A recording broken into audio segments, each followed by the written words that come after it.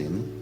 ഒരു ക്രിസ്ത്യാനിയുടെ രഹസ്യ ജീവിതം എന്നുള്ളതാണ് നമ്മൾ പഠിക്കുന്നതായ വിഷയം.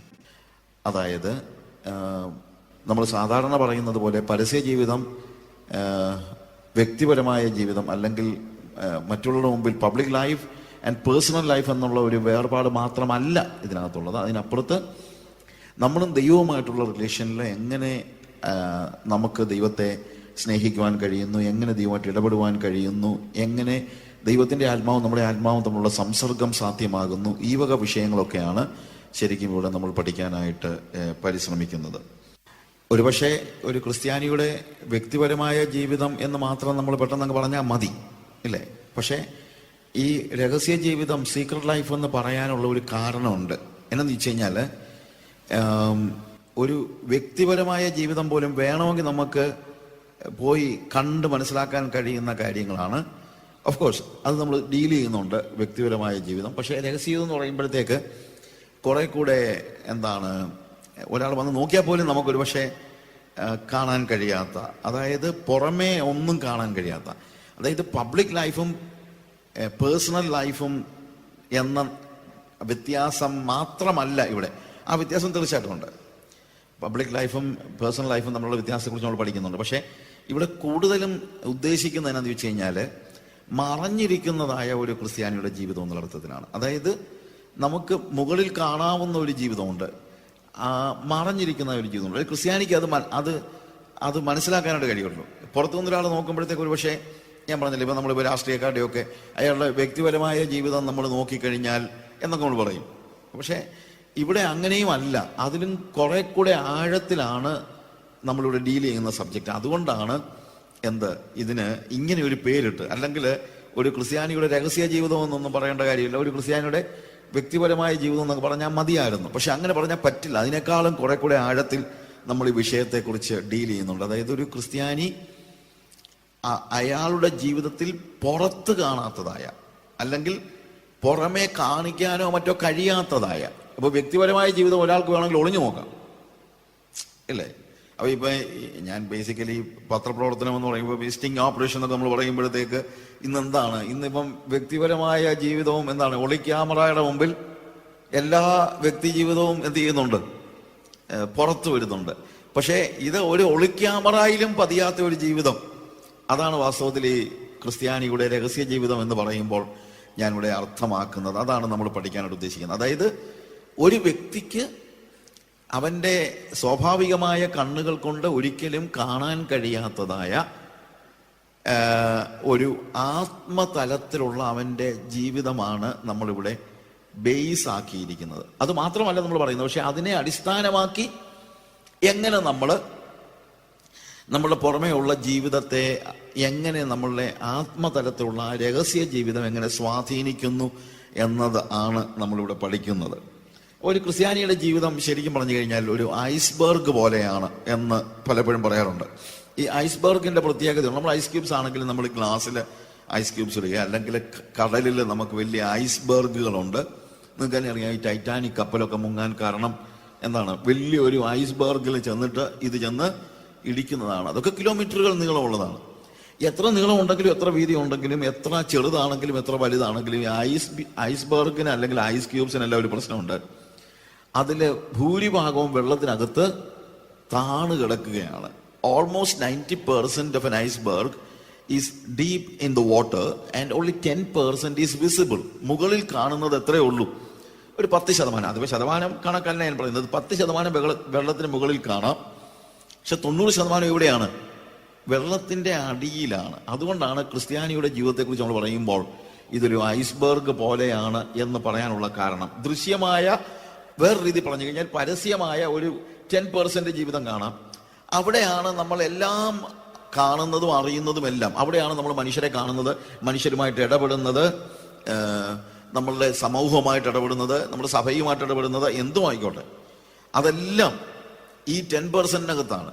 പക്ഷെ ഈ 10%-ന് അപ്പുറത്ത് താഴെ ആ മനുഷ്യന് കാണാൻ കഴിയാത്ത ഒരു രഹസ്യ ജീവിതമുണ്ട്. ആ രഹസ്യ ജീവിതത്തിന്റെ പ്രത്യേകത, ആ രഹസ്യ ജീവിതം ഒരു ക്രിസ്ത്യാനി ജീവിക്കുന്നത് യേശുക്രിസ്തുവുമായിട്ടുള്ള സംസർഗത്തിലാണ്. ആ യേശുക്രിസ്തുവുമായിട്ടുള്ള സംസർഗത്തിലെ ജീവിതത്തെയാണ് നമ്മളിവിടെ വിശദമാക്കാനായിട്ട് പരിശ്രമിക്കുന്നത്. ഇപ്പൊ ഏകദേശം നിങ്ങൾക്ക് എന്താണ് ഈ അല്ലെങ്കിൽ വ്യക്തിപരമായ ജീവിതവും പരസ്യ ജീവിതവും തമ്മിലുള്ള വ്യത്യാസം, അല്ലെങ്കിൽ അതുപോലെ അല്ല ഇവിടെ നമ്മൾ പറയുന്ന പ്രധാനപ്പെട്ട കാര്യം എന്താണ്? യേശുക്രിസ്തുവുമായിട്ടുള്ള ദൈവ സംസർഗത്തിൽ നമ്മൾ ജീവിക്കുന്നതായ ഒരു 90%, നമ്മൾ അതിന് പുറത്ത് കാണുന്നതായ ഒരു 10%. അപ്പൊ ഈ 10% കണ്ടാണ് പൊതുവെ നമ്മളെ ആളുകൾ വിലയിരുത്തുന്നത് എന്നതൊരു വാസ്തവമാണ്.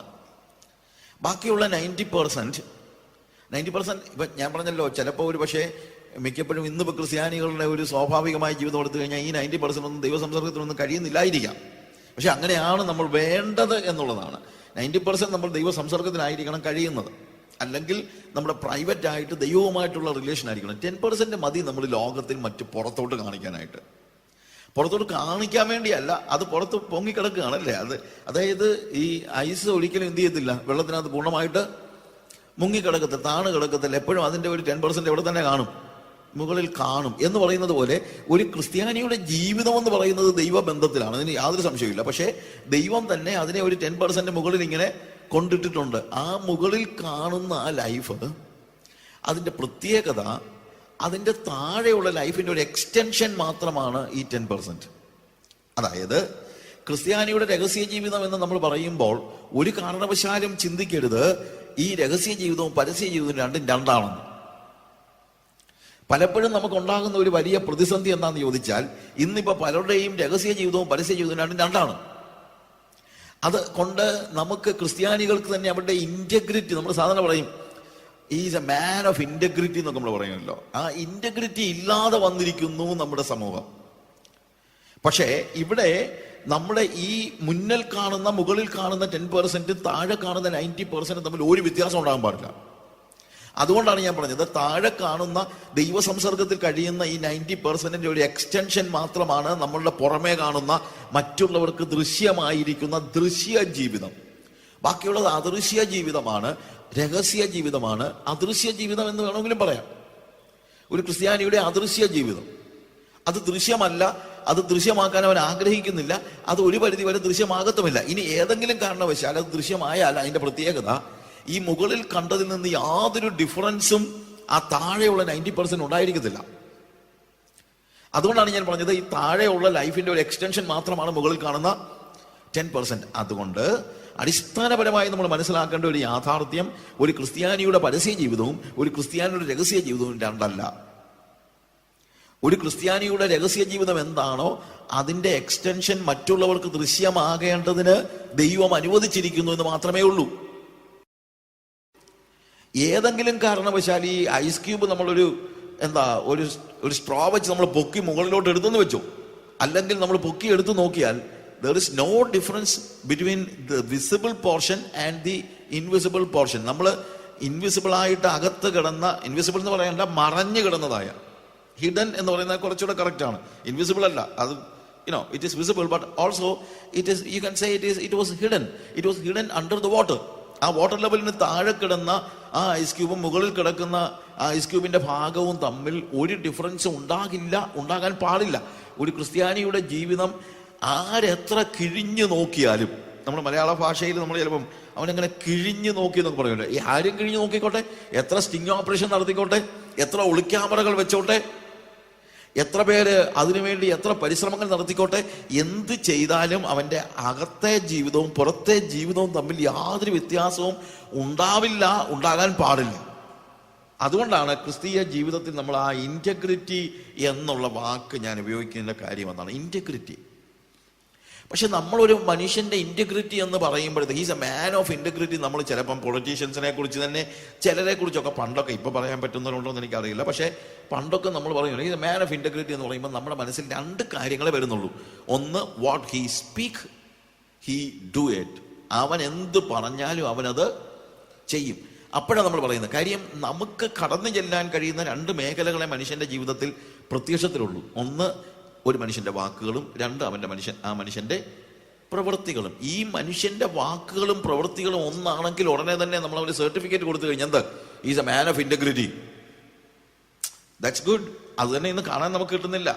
അവൻ പറയുന്നതായിരിക്കും അവൻ പ്രവർത്തിക്കുന്നത്, അവൻ്റെ പ്രവൃത്തികളും അവൻ്റെ വാക്കുകളും ഒരുപോലെയുള്ളതാണ്, ഒന്ന് തന്നെയാണ് എന്നുള്ള ആ തിരിച്ചറിവ്. അവിടെ നിന്നാണ് നമ്മൾ ഇൻറ്റഗ്രിറ്റി എന്ന വാക്കിന് ഒരർത്ഥം ഒരു മനുഷ്യനിൽ ആരോപിക്കുന്നത്.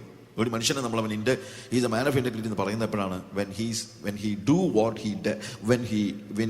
what he speak. അവൻ സംസാരിക്കുന്നത് തന്നെ അവൻ ചെയ്യുമ്പോഴാണ് അവനൊരു മനുഷ്യൻ അവൻ്റെ ആ ഇൻറ്റഗ്രിറ്റി നമ്മൾ അല്ലെങ്കിൽ അതിനെക്കുറിച്ച് പറയുന്നത്. പക്ഷേ കുറെ കൂടെ ആഴത്തിലാണ് നമ്മൾ ക്രിസ്തീയ ജീവിതത്തിൽ ഇൻറ്റഗ്രിറ്റി എന്ന് പറയുമ്പോൾ അതിനേക്കാൾ കുറെ കൂടെ ആഴത്തിലാണ്. അവിടെ എന്താണെന്ന് ചോദിച്ചു കഴിഞ്ഞാൽ, a man who speak what he think, what is in his mind. ഒരു മനുഷ്യന്റെ മനസ്സിലുള്ളത് അവൻ പറയുകയും കൂടെ ചെയ്യുമ്പോൾ അപ്പോഴേ നമുക്ക് ആ ഇൻറ്റഗ്രിറ്റി നമുക്കൊന്നുകൂടെ അളക്കാൻ പറ്റുമെങ്കിൽ. പക്ഷെ നമ്മൾ എന്തുകൊണ്ടാണ് ഏറ്റവും ചെറിയ തലത്തിൽ തന്നെ അയാളൊരു is A man of integrity പറയാൻ കഴിയും? നമുക്ക് ഇയാളുടെ ചിന്ത എന്താണെന്നുള്ളതൊന്നും നമുക്ക് തിരിച്ചറിയാൻ കഴിയുന്നില്ല. ഇനിയിപ്പോൾ നമ്മളുടെ ജീവിതത്തിൽ തന്നെ നമ്മളൊന്ന് ആലോചിച്ച് നോക്കുക. നമ്മളുടെ ചിന്തകൾ ആണോ നമ്മൾ പറയുന്നത്? അല്ലെങ്കിൽ നമ്മൾ എങ്ങനെ മാൻ ഓഫ് ഇൻറ്റഗ്രിറ്റി എന്ന് പറയാൻ കഴിയുന്നത്? പലപ്പോഴും പറ്റുന്നൊരു വലിയ പ്രശ്നം അത് മനുഷ്യൻ്റെ മാത്രം ഒരു എബിലിറ്റിയാണ്. അവൻ്റെ ഹൃദയത്തിലുള്ളത് അവനെ പ്രദർശിപ്പിക്കാതിരിക്കാൻ കഴിയുന്നത്, ഇല്ലേ? Many times that's what is happening. അവൻ്റെ ഹൃദയത്തിൽ എന്തെങ്കിലുമൊക്കെ കാണും, പക്ഷേ അവൻ പുറമേ അത് എന്ത് ചെയ്യുന്നില്ല, പ്രദർശിപ്പിക്കുന്നില്ല. അതുകൊണ്ട് ഞാൻ പറയുന്ന വാക്കുകൾ ഞാൻ ചെയ്തു എന്നതുകൊണ്ട് പോലും ഞാൻ ഇൻറ്റഗ്രിറ്റി ഉള്ളൊരു മനുഷ്യനാകണം നിർബന്ധമില്ല. എൻ്റെ ഹൃദയത്തിൻ്റെ ഉള്ളിലെ കാര്യങ്ങൾ, അത് എൻ്റെ ഹൃദയത്തിൽ ഉള്ള എൻ്റെ ചിന്തകൾ എനിക്ക് വാക്കുകളിലൂടെ എക്സ്പ്രസ് ചെയ്യാനൂടെ കഴിയുന്നില്ലെങ്കിൽ I am not a man of integrity. ഇപ്പോൾ ഡിപ്ലോമാറ്റ്സിനെ കുറിച്ച് നമ്മൾ സാധാരണ പറയുമ്പോഴത്തേക്ക് പറയാറുണ്ട്, ഡിപ്ലോമാറ്റ്സ് നമ്മൾ പറയുന്നത് അതുപോലെ എടുക്കരുതെന്നിങ്ങനെ. When a man is a diplomat, അയാളെ കുറിച്ച് ഇങ്ങനെ തമാശയ്ക്ക് പറയുന്നതാണ്, when he say yes he means wait, and when he say wait, that means no. നമ്മൾ ചെയ്യാം എന്ന് പറഞ്ഞാൽ അതിൻ്റെ അർത്ഥം നോക്കാം എന്നാണ്. പക്ഷെ അവൻ നോക്കാം എന്ന് പറഞ്ഞു കഴിഞ്ഞാൽ അതിൻ്റെ അർത്ഥം പ്രതീക്ഷിക്കേണ്ടെന്നാണ്. നോക്കാം എന്ന് പറഞ്ഞു കഴിഞ്ഞാൽ അതിൻ്റെ അർത്ഥം നോക്കത്തൊന്നുമില്ല. ചെയ്യാം എന്ന് പറഞ്ഞു കഴിഞ്ഞാൽ പറ്റിയാ ചെയ്യും എന്നുള്ളതിനാണ് നമ്മൾ എന്ത് പറയുന്നത്, യെസ്. അപ്പോൾ ഡിപ്ലോമാറ്റിന്റെ പ്രത്യേകത എന്നാൽ അവൻ പിണക്കത്തുമില്ല. എനിക്ക് തോന്നുന്നത് മനുഷ്യന് മാത്രമേ ഡിപ്ലോമസി ഉള്ളെന്ന് തോന്നുന്നു. വേറെ മൃഗങ്ങൾക്കൊന്നും അതിനൊക്കെ മുഖത്ത് നമ്മളോട് എന്തെങ്കിലും ഒരു ദേഷ്യമോ, പട്ടി കടിക്കാൻ വരുമ്പോഴത്തേക്ക് ചിരിച്ചുകൊണ്ട് കടിക്കാനോ വല്ലോ ഏതെങ്കിലും പട്ടിക്ക് പറ്റുമോ? പട്ടി കടിക്കാൻ വന്നു കഴിഞ്ഞാൽ അതിൻ്റെ മുഖത്ത് ആ ക്രൂരത കാണും, ഇല്ലേ? പക്ഷേ പശു കുത്താൻ വന്നു കഴിഞ്ഞാൽ അതിൻ്റെ മുഖത്തത് കാണും. മനുഷ്യന് മാത്രം എന്താണ്, ചിരിച്ചുകൊണ്ട് കുത്താനും കടിക്കാനും ഒക്കെ പറ്റുന്ന ഏക ജീവി ആരാണ്? മനുഷ്യനാണ്, ഇല്ലേ? ചിരിച്ചുകൊണ്ട് വേണമെങ്കിൽ കുത്തുകയും ചെയ്യും, കടിക്കുകയും ചെയ്യും. അതുകൊണ്ട് ഈ മനുഷ്യന് മാത്രമേ ഡിപ്ലോമസി അറിയത്തുള്ളൂ. ഈ മൃഗങ്ങൾക്കൊന്നും പാവങ്ങൾക്കൊന്നും ഡിപ്ലോമസി ഇല്ല. അതുകൊണ്ട് തന്നെ മൃഗങ്ങളാണ് മനുഷ്യനേക്കാൾ കൂടുതൽ ഇൻറ്റഗ്രിറ്റി ഉള്ള ജീവികൾ എന്ന് വേണമെങ്കിൽ നമുക്ക് പറയാം. കാര്യം അതിൻ്റെ മനസ്സിലുള്ളത് എന്ത് ചെയ്യുന്നുണ്ട്, എക്സ്പ്രസ് ചെയ്യുന്നുണ്ട്, ഇല്ലേ? അപ്പം നമുക്ക് ദൈവം തന്നിരിക്കുന്ന ആ ഒരു സ്പെഷ്യൽ എബിലിറ്റിയെ നമ്മൾ നന്നായി ഉപയോഗിക്കേണ്ടതിന് പകരം എങ്ങനെ ഉപയോഗിക്കുന്നു, മോശമായ നിലയിൽ. അതുകൊണ്ട് ഡിപ്ലോമസി എന്ന് പറയുന്നത് ഒരു നല്ല കാര്യമൊന്നുമല്ല. ഡിപ്ലോമസി എന്ന് പറഞ്ഞാൽ കള്ളത്തരമെന്നാണ് അതിൻ്റെ അർത്ഥം. പക്ഷേ നമ്മളിന്ന് വന്ന് ഹീ ഈസ് എ ഡിപ്ലോമാറ്റ് എന്നൊക്കെ പറയും. ഡിപ്ലോമാറ്റ് എന്ന് പറഞ്ഞാൽ പൊളിറ്റിക്കൽ ലെവലിൽ മാത്രമല്ല, അല്ലെങ്കിൽ നമ്മളിപ്പം എന്തെങ്കിലും കാര്യങ്ങൾ പറഞ്ഞ് മനുഷ്യനെ കളിപ്പിക്കാൻ കഴിവുള്ളവനെ കുറിച്ച് നമ്മൾ പറയുന്ന ഒരു നല്ല അപ്രീഷിയേറ്റ് ചെയ്യാൻ വേണ്ടി നമ്മൾ ഉപയോഗിക്കുന്ന വാക്കാണ്. അവന് നല്ല ഡിപ്ലോമസി ഉള്ള ഒരു, അല്ലേ? ഈ ഭയങ്കര ഡിപ്ലോമസിയാണ് അവൻ്റെ ഡിപ്ലോമസി. വളരെ നമ്മളങ്ങ് അപ്രീഷിയേറ്റ് ചെയ്ത് പഠിച്ചു പോയി. കാര്യം എന്ന് വെച്ച് കഴിഞ്ഞാൽ നമ്മളിങ്ങനെ വന്ന് കള്ളത്തരങ്ങളെ അപ്രീഷിയേറ്റ് ചെയ്യുന്നൊരു ലോകമായി വന്നിരിക്കുകയാണ്. കള്ളത്തരങ്ങൾ ഈ പണ്ടൊക്കെ ഞാൻ ചിലപ്പോൾ ആലോചിച്ചിട്ടുണ്ട്, പണ്ടൊക്കെ രാഷ്ട്രീയക്കാരൊക്കെ എന്തെങ്കിലും മോഷ്ടിക്കുമ്പോഴത്തേക്ക്, അല്ലെങ്കിൽ മോഷ്ടിക്കാന്ന് ഉദ്ദേശിക്കുന്നത് എന്താ, എന്ത് ഡെവലപ്മെന്റ് ഉണ്ടെങ്കിലും ആ ഡെവലപ്മെന്റ് വരുന്ന രാഷ്ട്രീയക്കാർക്കും ഇഷ്ടമാണ്. ഞാൻ ഇപ്പോൾ കൊണ്ടുവന്ന് മാത്യുവോട് സംസാരിച്ചുകൊണ്ടിരിക്കുകയായിരുന്നു. ഡെവലപ്മെന്റ് വരുന്ന നാട്ടുകാർക്ക് കേൾക്കാനും ഇഷ്ടമാണ്. വികസനം എന്ന് പറഞ്ഞു വികസനം വരുന്നത് രാഷ്ട്രീയക്കാർക്കും ഇഷ്ടമാണ്. കാര്യം വികസനം വന്നാലേ അവർ വികസിക്കത്തുള്ളൂ. അവർക്ക് വികസിക്കണമെങ്കിൽ എന്ത് വേണം, നല്ല വികസനം വേണം. എന്നാൽ മാത്രമേ അവർക്ക് എന്ത് ചെയ്യാൻ പറ്റുള്ളൂ, വികസിക്കാനായിട്ട് പറ്റുള്ളൂ, ഇല്ലേ? കറപ്ഷൻ്റെ അങ്ങനെ ആരെങ്കിലുമൊക്കെ കറപ്ഷൻ ഉണ്ടാക്കിയാണെന്ന് ഈ പണ്ട് നമ്മൾ അവനെ കാണുമ്പം തന്നെ ഉള്ളിലെങ്കിലും പറയും കള്ളൻ. പക്ഷെ ഇന്ന് അങ്ങനെയല്ല പറയുന്നത്. അവനെ മണ്ടം കളിക്കാനൊന്നും കിട്ടത്തൊന്നുമില്ല, ആള് ബുദ്ധിമാനാണ് എന്നൊക്കെ നമ്മൾ കള്ളെന്ന് വിളിക്കുന്നങ്ങ് നിർത്തി. കാര്യം ഇന്ന് ഈ കള്ളത്തരമൊക്കെ നമ്മൾ അങ്ങ് അക്സെപ്റ്റ് ചെയ്തെന്ന് തന്നെയല്ല, അതൊക്കെ അപ്രീഷിയേറ്റ് ചെയ്യുന്ന ഒരു ലെവലിലാണ്, അപ്രീഷിയേറ്റ് ചെയ്യുന്ന ലെവലിലാണ്. ഞാനൊരു ചെറിയ ഉദാഹരണം പറഞ്ഞു. ഇതുപോലെ ജീവിതത്തിൽ ഇന്ന് ഏത് കാര്യത്തെക്കുറിച്ച് നമ്മൾ പറയുമ്പോഴത്തെ കാര്യം അതാണ് ഹ്യൂമൻ വേയിൽ നമ്മളെ മൊറാലിറ്റിയുടെ ഒക്കെ വലിയൊരു തകർച്ച നമുക്കുണ്ടായത്, എത്തിക്സിൻ്റെ ഒക്കെ തകർച്ച ഉണ്ടായതുകൊണ്ട് ഇന്ന് എന്താണ് ധാർമ്മികതയും നൈതികതയും ഒന്നും നമുക്കിന്ന് അക്സെപ്റ്റ് ചെയ്യപ്പെടാൻ നമുക്ക് പറ്റുന്ന അങ്ങനെയൊന്നും ജീവിക്കാൻ ഞാനിപ്പോൾ അതിനെക്കുറിച്ച് നമ്മൾ വരുന്നുള്ളൂ. ഈ നമ്മളിങ്ങനെ വല്ലാത്ത ഒരു സ്റ്റേജിൽ, അതുകൊണ്ട് ഇന്റഗ്രിറ്റി ഒന്നും നമ്മൾ ഒരാളിൽ നിന്ന് പ്രതീക്ഷിക്കുന്ന പോലുമില്ല, നമ്മളത് പ്രതീക്ഷിക്കുന്നില്ല. കാര്യം നമ്മളങ്ങ് പറയുന്നത് ഓക്കെ, നമ്മൾ ആ ലോകത്തിൻ്റെ ഭാഗമായി പോയി. നമ്മൾ ഈ ലോകത്തിൻ്റെ ആ ഒരു ലെവലിലേക്ക് മാറിപ്പോയത് കൊണ്ട് നമുക്കിന്ന് മാറി നിൽക്കാൻ കഴിയാത്ത ഒരു സ്റ്റേജിൽ വന്നിരിക്കുന്നു. അതൊരു വലിയ പാളിച്ചയാണ്. ഒരു ക്രിസ്ത്യാനി ഒരു ഭൂമിയിൽ ജീവിക്കുമ്പോൾ ഇവൻ ഇതിൻ്റെ കൂട്ടത്തിൽ കൂടണോ വേണ്ട എന്നുള്ള നമ്മൾ ആലോചിച്ച് നോക്കണം. ഇതിൻ്റെ ഭാഗമാകണോ അതോ മാറി നിൽക്കണമെന്ന്. മാറി നിന്നാൽ നമ്മൾ ശരിക്കും സഫർ ചെയ്തേണ്ടി വരും. പണ്ടൊക്കെ നീതിമാനെയൊക്കെ അപ്രീഷിയേറ്റ് ചെയ്യുന്നൊരു ഒന്നും അല്ലെങ്കിൽ നമ്മൾ നീതിയോടുകൂടി ഒരു കാര്യം ചെയ്ത് കഴിഞ്ഞാൽ നമ്മളെ അപ്രീഷിയേറ്റ് ചെയ്യാൻ പറ്റുന്നുണ്ടായിരിക്കും. പക്ഷേ ഇന്ന് നമ്മൾ പറയുന്നത് മണ്ടന്നേ പറയത്തുള്ളൂ. ആ ഒന്നിനും കൊള്ളുന്നു മണ്ടൻ എന്നേ പറയത്തുള്ളൂ, ഇല്ലേ? അപ്പം ആളുകൾ ഇന്ന് ധാർമ്മികതയുള്ളൊരു വ്യക്തിയെ എന്ത് ചെയ്യുന്നില്ല, അക്സെപ്റ്റ് ചെയ്യുന്നില്ല, അപ്രീഷിയേറ്റ് ചെയ്യുന്നില്ല. അയാളെ ഈ സൊസൈറ്റിക്ക് പറ്റിയ ഒരാളല്ല എന്ന നിലയിലാണ് നമ്മൾ കണക്കാക്കുന്നത് പോലും. ഓക്കെ, ഞാൻ പറഞ്ഞത് ഇൻ്റഗ്രിറ്റി എന്ന് പറയുമ്പോൾ നമ്മൾ ഇന്ന് ഹൃദയവും അല്ലെങ്കിൽ ചിന്തയും വാക്കും പ്രവൃത്തിയും ഒരുമിച്ച് കൂടണം എന്ന് നമ്മൾ പറയുന്നില്ല. ശരിക്കും പറഞ്ഞാൽ വാക്കും പ്രവൃത്തിയും കൂടെ ഒരുമിച്ച് കൂടിയാൽ തന്നെ നമുക്ക് അത്ഭുതമാണ്. എന്നാൽ ചിന്തകൾ നമുക്ക് കടന്നുകൂടാൻ കഴിയാത്ത ഒരു മണ്ഡലമായതുകൊണ്ട് നമ്മൾ അത് ഇതിനകത്ത് ഉൾക്കൊള്ളിച്ചിട്ട് പോലുമില്ല. എന്നാൽ ഒരു ക്രിസ്ത്യാനിയെ സംബന്ധിച്ചിടത്തോളം അവനൊരു വ്യക്തി ഇൻ്റഗ്രിറ്റി സൂക്ഷിക്കുന്നുണ്ട് എന്ന് പറയണമെങ്കിൽ തീർച്ചയായും അവൻ്റെ വാക്കുകളുമായി അതിന് വലിയ ബന്ധമുണ്ടെങ്കിലേ കഴിയൂ എന്നുള്ളത് നമ്മൾ മനസ്സിലാക്കണം. That is very much important. അതുകൊണ്ട് deeds and our words should go together. Only then normal people will say he is a man of integrity, and in our case we need to see that even the thoughts, എനിക്ക് എൻ്റെ ഹൃദയത്തിലുള്ളത് സംസാരിക്കാൻ പറ്റുകയാണെങ്കിൽ, ഒന്ന് ആലോചിച്ച് നോക്കിയേ, എൻ്റെ ഹൃദയത്തിലുള്ളത് സംസാരിക്കാൻ പറ്റുകയാണെങ്കിൽ അങ്ങനെ പറ്റുമോ? അല്ലെങ്കിൽ അങ്ങനെ പറ്റുന്നുണ്ടോ? അങ്ങനെ പറ്റുന്നില്ലെങ്കിൽ, എൻ്റെ ഹൃദയത്തിലുള്ളത് എനിക്ക് പറയാൻ കഴിയുന്നില്ലെങ്കിൽ ഞാൻ എങ്ങനെയാണ് മാൻ ഓഫ് ഇൻ്റഗ്രിറ്റി എന്ന് പറയാൻ കാര്യം?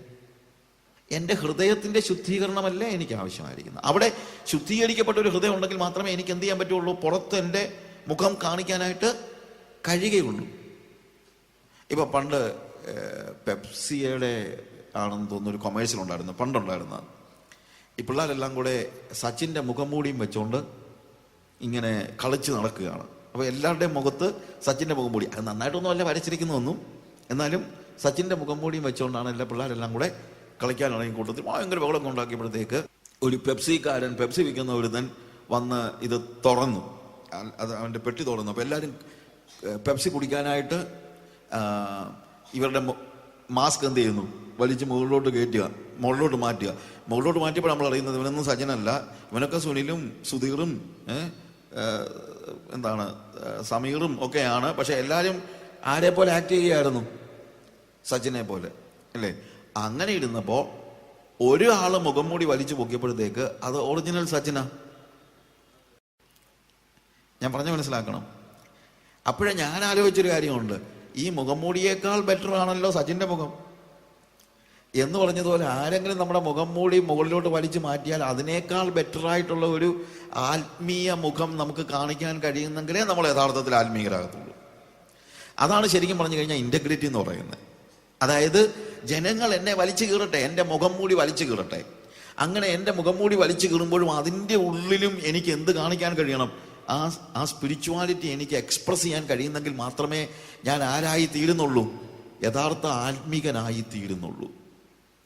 അതുകൊണ്ടാണ് ഞാൻ പറഞ്ഞത് ഇൻ്റഗ്രിറ്റി എന്ന് പറയുമ്പോൾ എൻ്റെ ചിന്തകളെ, എൻ്റെ ഹൃദയത്തിലുള്ള ആ മനസ്സിനെ കൂടെ എനിക്ക് എൻ്റെ വാക്കുകളിലൂടെ എക്സ്പ്രസ് ചെയ്യാൻ കഴിയണം. എക്സ്പ്രസ് ചെയ്യാന്നുള്ളതല്ല, അത് തമ്മിലൊരു ഡിഫറൻസ് ഉണ്ടാകാൻ കഴിയില്ല. അപ്പോൾ എൻ്റെ thoughts and words and deeds ഇതെല്ലാം കൂടെ ഒരേപോലെ ആയി തീരുമ്പോഴാണ് ശരിക്കും എനിക്ക് ഇൻ്റഗ്രിറ്റി എന്ന വാക്കിൻ്റെ അർത്ഥം ശരിയായ നിലയിൽ ഗ്രഹിക്കാനായിട്ട് കഴിയുന്നത്. എന്നാൽ ഇത് ക്രിസ്ത്യാനിയുടെ കാര്യം മാത്രമല്ല, ശരിക്കും പറഞ്ഞു കഴിഞ്ഞാൽ എല്ലാവരുടെയും ഇൻ്റഗ്രിറ്റി ഇങ്ങനെ തന്നെ ആയിരിക്കണം. അല്ലെങ്കിൽ പിന്നെ എന്തോന്ന് ഇൻ്റഗ്രിറ്റി? അഭിനയിക്കുന്നവൻ എങ്ങനെയാണ്? Is A man of integrity. അതായത് എൻ്റെ ചിന്തയും എൻ്റെ വാക്കും രണ്ടും രണ്ടാണെങ്കിൽ അതിൻ്റെ അർത്ഥം ഞാൻ പക്കാ അഭിനേതാവാണെന്നല്ലേ? അല്ലാതെ എന്താണ്? ഞാനൊരു നല്ല അഭിനേതാവാണെന്നാണ്. പല ആളുകൾക്കും ഓസ്കർ കിട്ടത്തക്ക രീതിയിൽ ഇവർക്ക് ശരിക്കും അഭിനയിക്കാൻ അറിയാം അല്ലേ? വിശ്വാസികൾക്ക് ഉൾപ്പെടെ നന്നായിട്ട് അഭിനയിക്കാൻ അറിയാവുന്ന ആളുകളാണ് അല്ലേ? അപ്പം അതുകൊണ്ട് അവരെ നമ്മൾക്ക് മനസ്സിലാക്കാൻ കഴിയുന്നില്ല, മറ്റുള്ളവർക്ക് മനസ്സിലാക്കാൻ കഴിയുന്നില്ല. പക്ഷെ ഇതിനകത്ത് ഒരു പ്രത്യേകത, അവരെ മറ്റുള്ളവർക്ക് മനസ്സിലാക്കാൻ കഴിയുന്നില്ലെങ്കിൽ ഏറ്റവും കുറഞ്ഞ അവർക്ക് തന്നെ മനസ്സിലാക്കാനായിട്ട് കഴിയുന്നുണ്ട്. എനിക്കറിയാം എൻ്റെ ഹൃദയത്തിൻ്റെ ചിന്ത എന്താണെന്നുള്ളത്. അപ്പം എനിക്ക് എൻ്റെ ഹൃദയത്തിൻ്റെ ചിന്ത അറിയാവുന്നത് കൊണ്ടാണല്ലോ എന്ത് സംഭവിക്കുന്നത്, ഞാൻ എൻ്റെ ഇമേജിന് കളങ്കം തട്ടാത്ത, ഇമേജിന് കോട്ടം തട്ടാത്ത രീതിയിൽ മറ്റു വാക്കുകൾ ഉപയോഗിക്കുന്നത്, മറ്റു വാക്കുകളും മറ്റു പ്രവൃത്തികളും. അത് എൻ്റെ ഹൃദയത്തിൽ ഞാൻ ചിന്തിക്കുന്ന കാര്യങ്ങളല്ല ഞാൻ ചെയ്യുന്നത്, ഞാൻ പറയുന്നത്. പകരം മറ്റു കാര്യങ്ങളാണെങ്കിൽ ദാറ്റ് മീൻസ് ഞാൻ നല്ലൊരു അഭിനേതാവാണ്. എന്നാൽ ഈ വാക്കുകൾ തന്നെ എൻ്റെ ചിന്തകൾ തന്നെ പറയുകയും പറയുന്നത് തന്നെ പ്രവർത്തിക്കുകയും ചെയ്യുമ്പോൾ ആ ഇൻറ്റഗ്രിറ്റി ഞാൻ അറിഞ്ഞുകൊണ്ട്, എനിക്കറിയാം എൻ്റെ ചിന്തകൾ, എനിക്കറിയാം എൻ്റെ വാക്കുകൾ, എനിക്കറിയാം എൻ്റെ പ്രവൃത്തികൾ. പക്ഷെ അതിനപ്പുറത്തുള്ള ഒരു കാര്യത്തെക്കുറിച്ച് ഇപ്പോൾ ദാവീദ് സങ്കീർത്തന പുസ്തകങ്ങളിൽ 51-ാം അധ്യായത്തിൻ്റെ 6-7 വാക്യങ്ങൾ വായിക്കുമ്പോഴത്തേക്ക് അവിടെ പറയുന്ന ഒരു കാര്യമുണ്ട്. അന്തർഭാഗത്തിലെ സത്യമല്ലോ നീ ഇച്ഛിക്കുന്നത്, അന്തരംഗത്തിൽ എന്നെ ജ്ഞാനം ഗ്രഹിപ്പിക്കണമേ. ഞാൻ നിർമ്മലനാകേണ്ടതിന് ഈസോപ്പ് കൊണ്ട് എന്നെ ശുദ്ധീകരിക്കണമേ. ഞാൻ ഹിമത്തേക്കാൾ വെളുക്കേണ്ടതിന് എന്നെ കഴുകണമേ. ഇവിടെ ഉപയോഗിക്കുന്ന ഒരു വാക്കുണ്ട്, അന്തർഭാഗത്തിലെ സത്യം, truth in the inward being. എൻ്റെ ഇൻവേർഡ് ബീയിങ്ങിലെ സത്യം.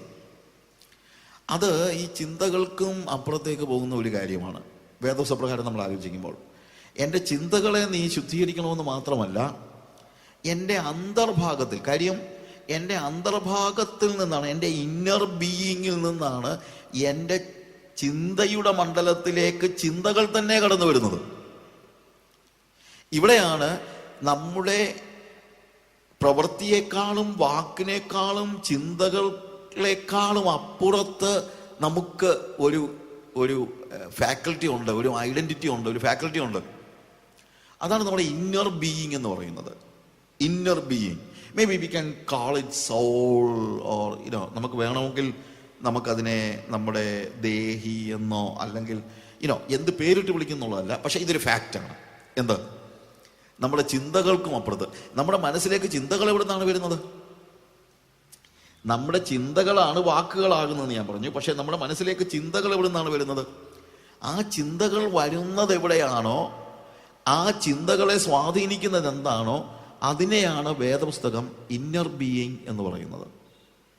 അന്തർഭാഗത്തിലെ സത്യമല്ലോ നീ ഇച്ഛിക്കുന്നത്. കാരണം ആ അന്തർഭാഗത്തിൽ ഞാൻ ശരിയായിട്ട് സത്യം എന്നിലില്ലെങ്കിൽ അവിടുന്ന് പിന്നെ ചിന്തകളുടെയും വികാരങ്ങളുടെയും ലോകത്തിലേക്ക് ഇറങ്ങി വരുന്നത് കറപ്റ്റായ ചിന്തകളായിരിക്കും. നമുക്ക് കറപ്റ്റായിട്ടുള്ള ചിന്ത ഉണ്ടാകാതിരിക്കണമെങ്കിൽ അന്തർഭാഗത്തിലെ സത്യം നമുക്ക് വേണം. Truth in the inward being.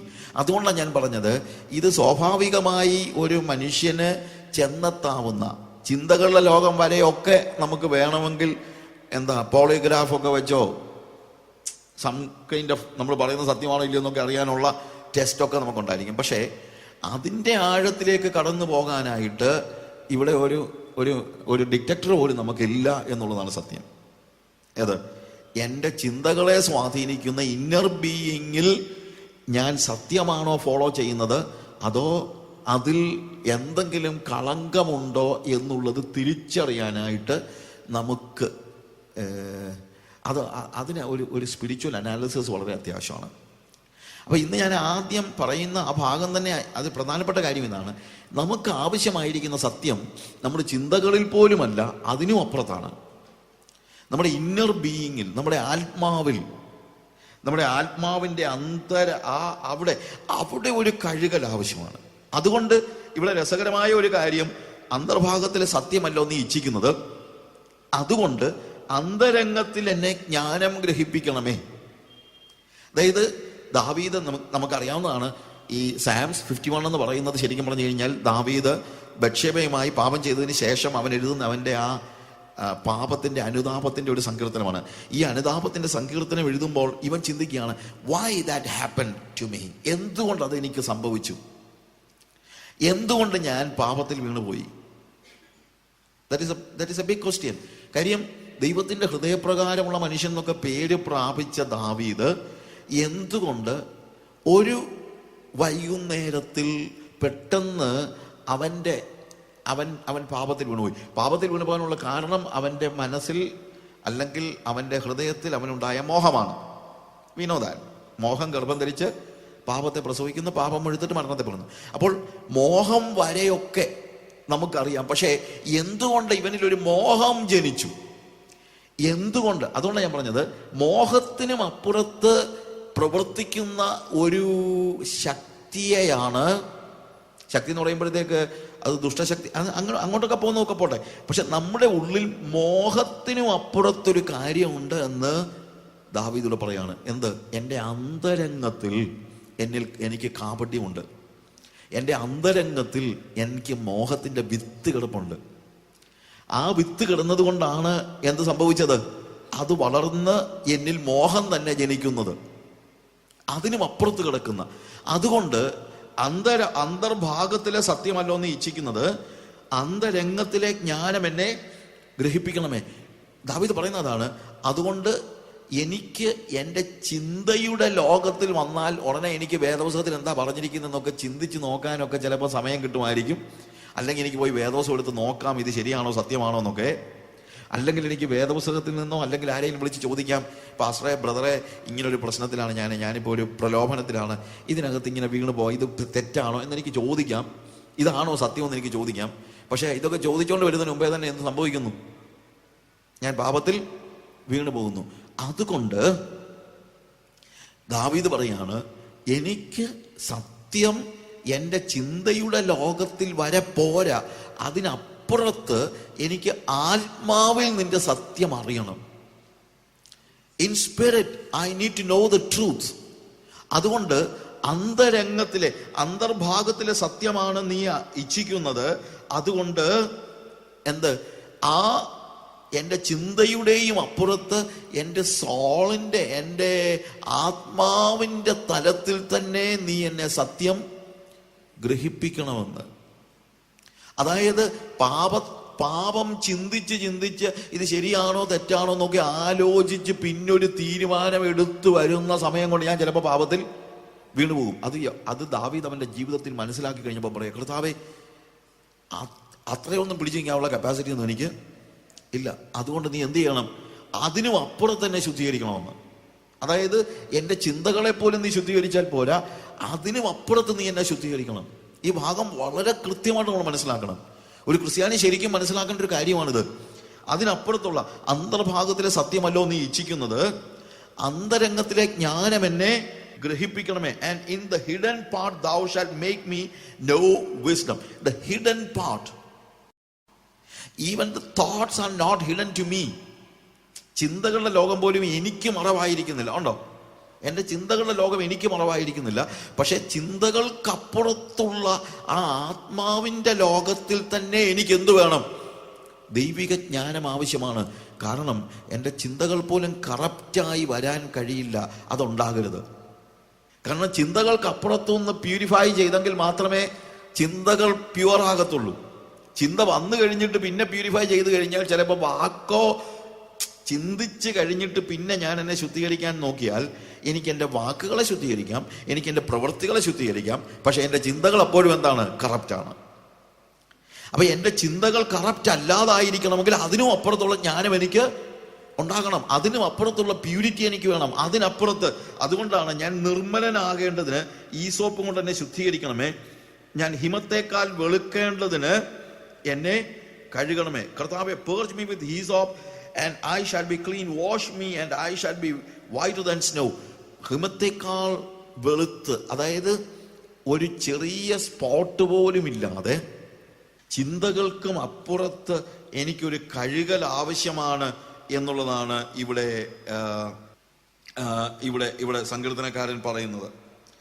ഇനി നമ്മൾ അത് ഒന്നുകൂടെ മനസ്സിലാക്കാനായിട്ട് 139 സങ്കീർത്തനത്തില് നമ്മൾ വായിക്കുമ്പം അതിൻ്റെ 23, 24 വാക്യങ്ങൾ വായിക്കുമ്പോൾ ചില വാക്യങ്ങൾ മാത്രമേ ഞാൻ വായിക്കണം. ഇതല്ല നമ്മളുടെ മെയിനായിട്ടുള്ള സബ്ജക്റ്റിലേക്ക് നമ്മൾ കടക്കുന്നതിന് മുമ്പ് നമുക്ക് ഈ അല്ലെങ്കിൽ എന്താണ് ഒരു ക്രിസ്ത്യാനിയുടെ രഹസ്യ ജീവിതം എന്ന് പറയുമ്പോൾ നമ്മൾ ഉദ്ദേശിക്കുന്നത് പോലെ അവൻ്റെ രഹസ്യ പ്രവൃത്തികൾക്കും അപ്പുറത്താണ് നമ്മൾ പോകുന്നതെന്ന് പറയാൻ വേണ്ടി ഞാൻ വന്നെന്നുള്ളൂ. അവൻ്റെ രഹസ്യ പ്രവർത്തികൾ ഓഫ് കോഴ്സ്. അതുകൊണ്ടാണ് അതിനെ നമ്മൾ അവൻ്റെ പ്രൈവറ്റ് ലൈഫ് എന്നങ്ങ് വിളിച്ചാൽ മതി, അതിൽ കൂടുതലൊന്നും വിളിക്കാനൊന്നും ഇല്ല.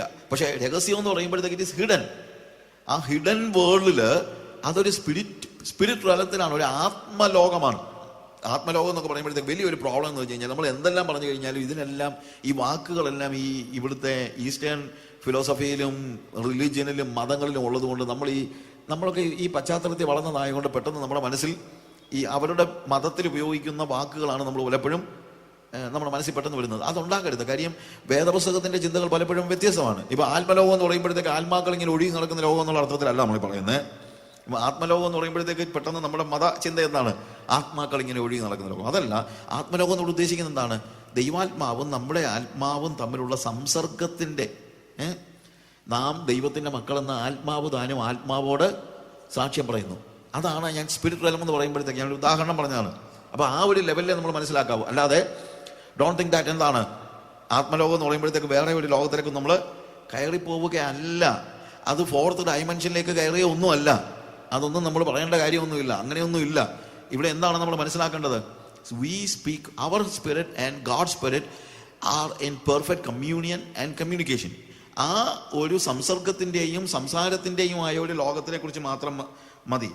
അപ്പോൾ സാംസ് 139 സങ്കീർത്തനത്തിൻ്റെ 23 വാക്യത്തില് ദൈവമേ എന്നെ ശോധന ചെയ്ത് എൻ്റെ ഹൃദയത്തെ അറിയണമേ, എന്നെ പരീക്ഷിച്ച് എൻ്റെ നിലവുകളെ അറിയണമേ. അവിടെ എന്നെ ശോധന ചെയ്ത് എൻ്റെ ഹൃദയത്തെ അറിയണമേ, എന്നെ പരീക്ഷിച്ച് and know my heart, try me and know my thoughts. എന്നെ പരീക്ഷിച്ച് എൻ്റെ നിലവുകളെ അറിയണമേ. ഇപ്പൊ ഇവിടെ നമ്മൾ ഉപയോഗിക്കുന്നതായ ആ ഭാഗത്ത് എൻ്റെ ചിന്തകളെ എന്ന് പറയുമ്പോൾ എൻ്റെ ചിന്തകളെ എനിക്കും ശോധന ചെയ്യാൻ പറ്റുമല്ലോ. പക്ഷെ എനിക്ക് പോലും ശോധന ചെയ്യാൻ കഴിയാത്ത ഒരു മണ്ഡലമാണ് എൻ്റെ ഹൃദയം ഇവിടെ ഉപയോഗിച്ചിരിക്കുന്ന ആ ഒരു ഇന്നർ ബീയിങ് എന്ന് പറയുന്നത്. It is not even my ഒരു ഔട്ടർ ഹാർട്ട് അല്ല, അതിൻ്റെ ഉള്ളിൽ. അതുകൊണ്ടല്ല അത് ദൈവം ശോധന ചെയ്യേണ്ടത്. എൻ്റെ ഹൃദയത്തിൻ്റെ ഉള്ളിലെ സത്യത്തെ അല്ലെങ്കിൽ കള്ളത്തെ എന്ത് ചെയ്യണം? അത് ദൈവം തന്നെ ശോധന ചെയ്തെങ്കിലേ പറ്റുള്ളൂ എന്ന് അവിടെ എഴുതിയിരിക്കുന്നത്. എന്നെ ശോധന ചെയ്ത് എൻ്റെ ഹൃദയത്തെ അറിയണമേ. Search me O God and know my heart. Search me, എന്നെ ഒന്ന് എൻ്റെ ആഴത്തിൽ നീ ഒന്ന് സെർച്ച് ചെയ്യണമേ. കാര്യം നമ്മുടെ പല കള്ളത്തരങ്ങളും നമുക്ക് തന്നെ അറിയില്ല. അത് ദൈവത്തിന് മാത്രമേ പറയാൻ പറ്റുള്ളൂ പലപ്പോഴും അത് കള്ളത്തരമാണെന്നുള്ളത്. പലപ്പോഴും അത് ദൈവം ഞാൻ പ്രേയറിനെ കുറിച്ചുള്ള നമ്മുടെ സിഡിക്കകത്ത് ഞാൻ ഒരിക്കലും ഒരു ഉദാഹരണം പറഞ്ഞായിരുന്നു. നമ്മൾ 2 തരത്തിൽ, ഒന്ന് നമുക്ക് ഇപ്പൊ കപടഭക്തന്മാരുടെ കാര്യം കടത്താൻ പറയുന്നുണ്ട്. പരീക്ഷന്മാരെ കുറിച്ച് നമ്മൾ പറയുന്നത് കപടഭക്തന്മാരെന്ന് പറയും. ഈ കപടഭക്തന്മാരുടെ പ്രത്യേകത എന്ന് ചോദിച്ചു കഴിഞ്ഞാൽ, കപടഭക്തന് അവൻ കപടമാണ് കാണിക്കുന്നതെന്ന് അവനെങ്കിലും അറിയാം. അവനറിയാമല്ലോ അവൻ കള്ളത്തര കാണിക്കുന്നുള്ളത്, ഇല്ലേ? പക്ഷേ പലപ്പോഴും അതിനപ്പുറത്ത് നമ്മൾ കാണിക്കുന്നത് കള്ളത്തരമാണെന്ന് നമ്മൾ തന്നെ അറിയുന്നില്ല. നമ്മൾ ചിലപ്പോൾ ചിന്തിക്കുന്നത് നമ്മളൊരു നല്ല കാര്യം ചെയ്യുന്നെന്നുള്ള അർത്ഥത്തിലായിരിക്കും നമ്മൾ പലപ്പോഴും ചിന്തിക്കുന്നത്. ഒരുപക്ഷെ ആളുകളും അങ്ങനെയായിരിക്കും പറയുന്നത്. ഇപ്പോൾ ഈ ദാവീദിൻ്റെ കാര്യം തന്നെ പറഞ്ഞു കഴിഞ്ഞാൽ, ദാവീദ് ബത്ശേബയുമായി പാപം ചെയ്തു. അന്നേരം അവന് ചിലപ്പോൾ ഒരു മനസാക്ഷി കുത്തവലും ഉണ്ടായി കാണും. അത് കഴിഞ്ഞ് ഊരി അവനെ കൊല്ലിച്ചു. അത് കഴിഞ്ഞപ്പോൾ ഇവനെന്ത് ചെയ്യുന്നറിയാമോ? ബത്ശേബയെ വീട്ടിൽ കൂട്ടിക്കൊണ്ടുവന്നു. അപ്പം നാട്ടുകാരൊക്കെ പറഞ്ഞു കാണും, എത്ര മഹാനായ രാജാവ്, ഒരു ഹിത്യനായ, അവൻ ഇസ്രായേലിയൻ പോലും അല്ല, ഒരു ഹിത്യനായ ഒരു പോരാളി മരിച്ചു കഴിഞ്ഞപ്പോൾ അവൻ്റെ ഭാര്യയെ പട്ടമഹിഷിയാക്കിയ രാജാവിൻ്റെ മഹത്വമായിരിക്കും ഒരു പക്ഷേ ജനങ്ങൾ വർണ്ണിക്കുന്നത്.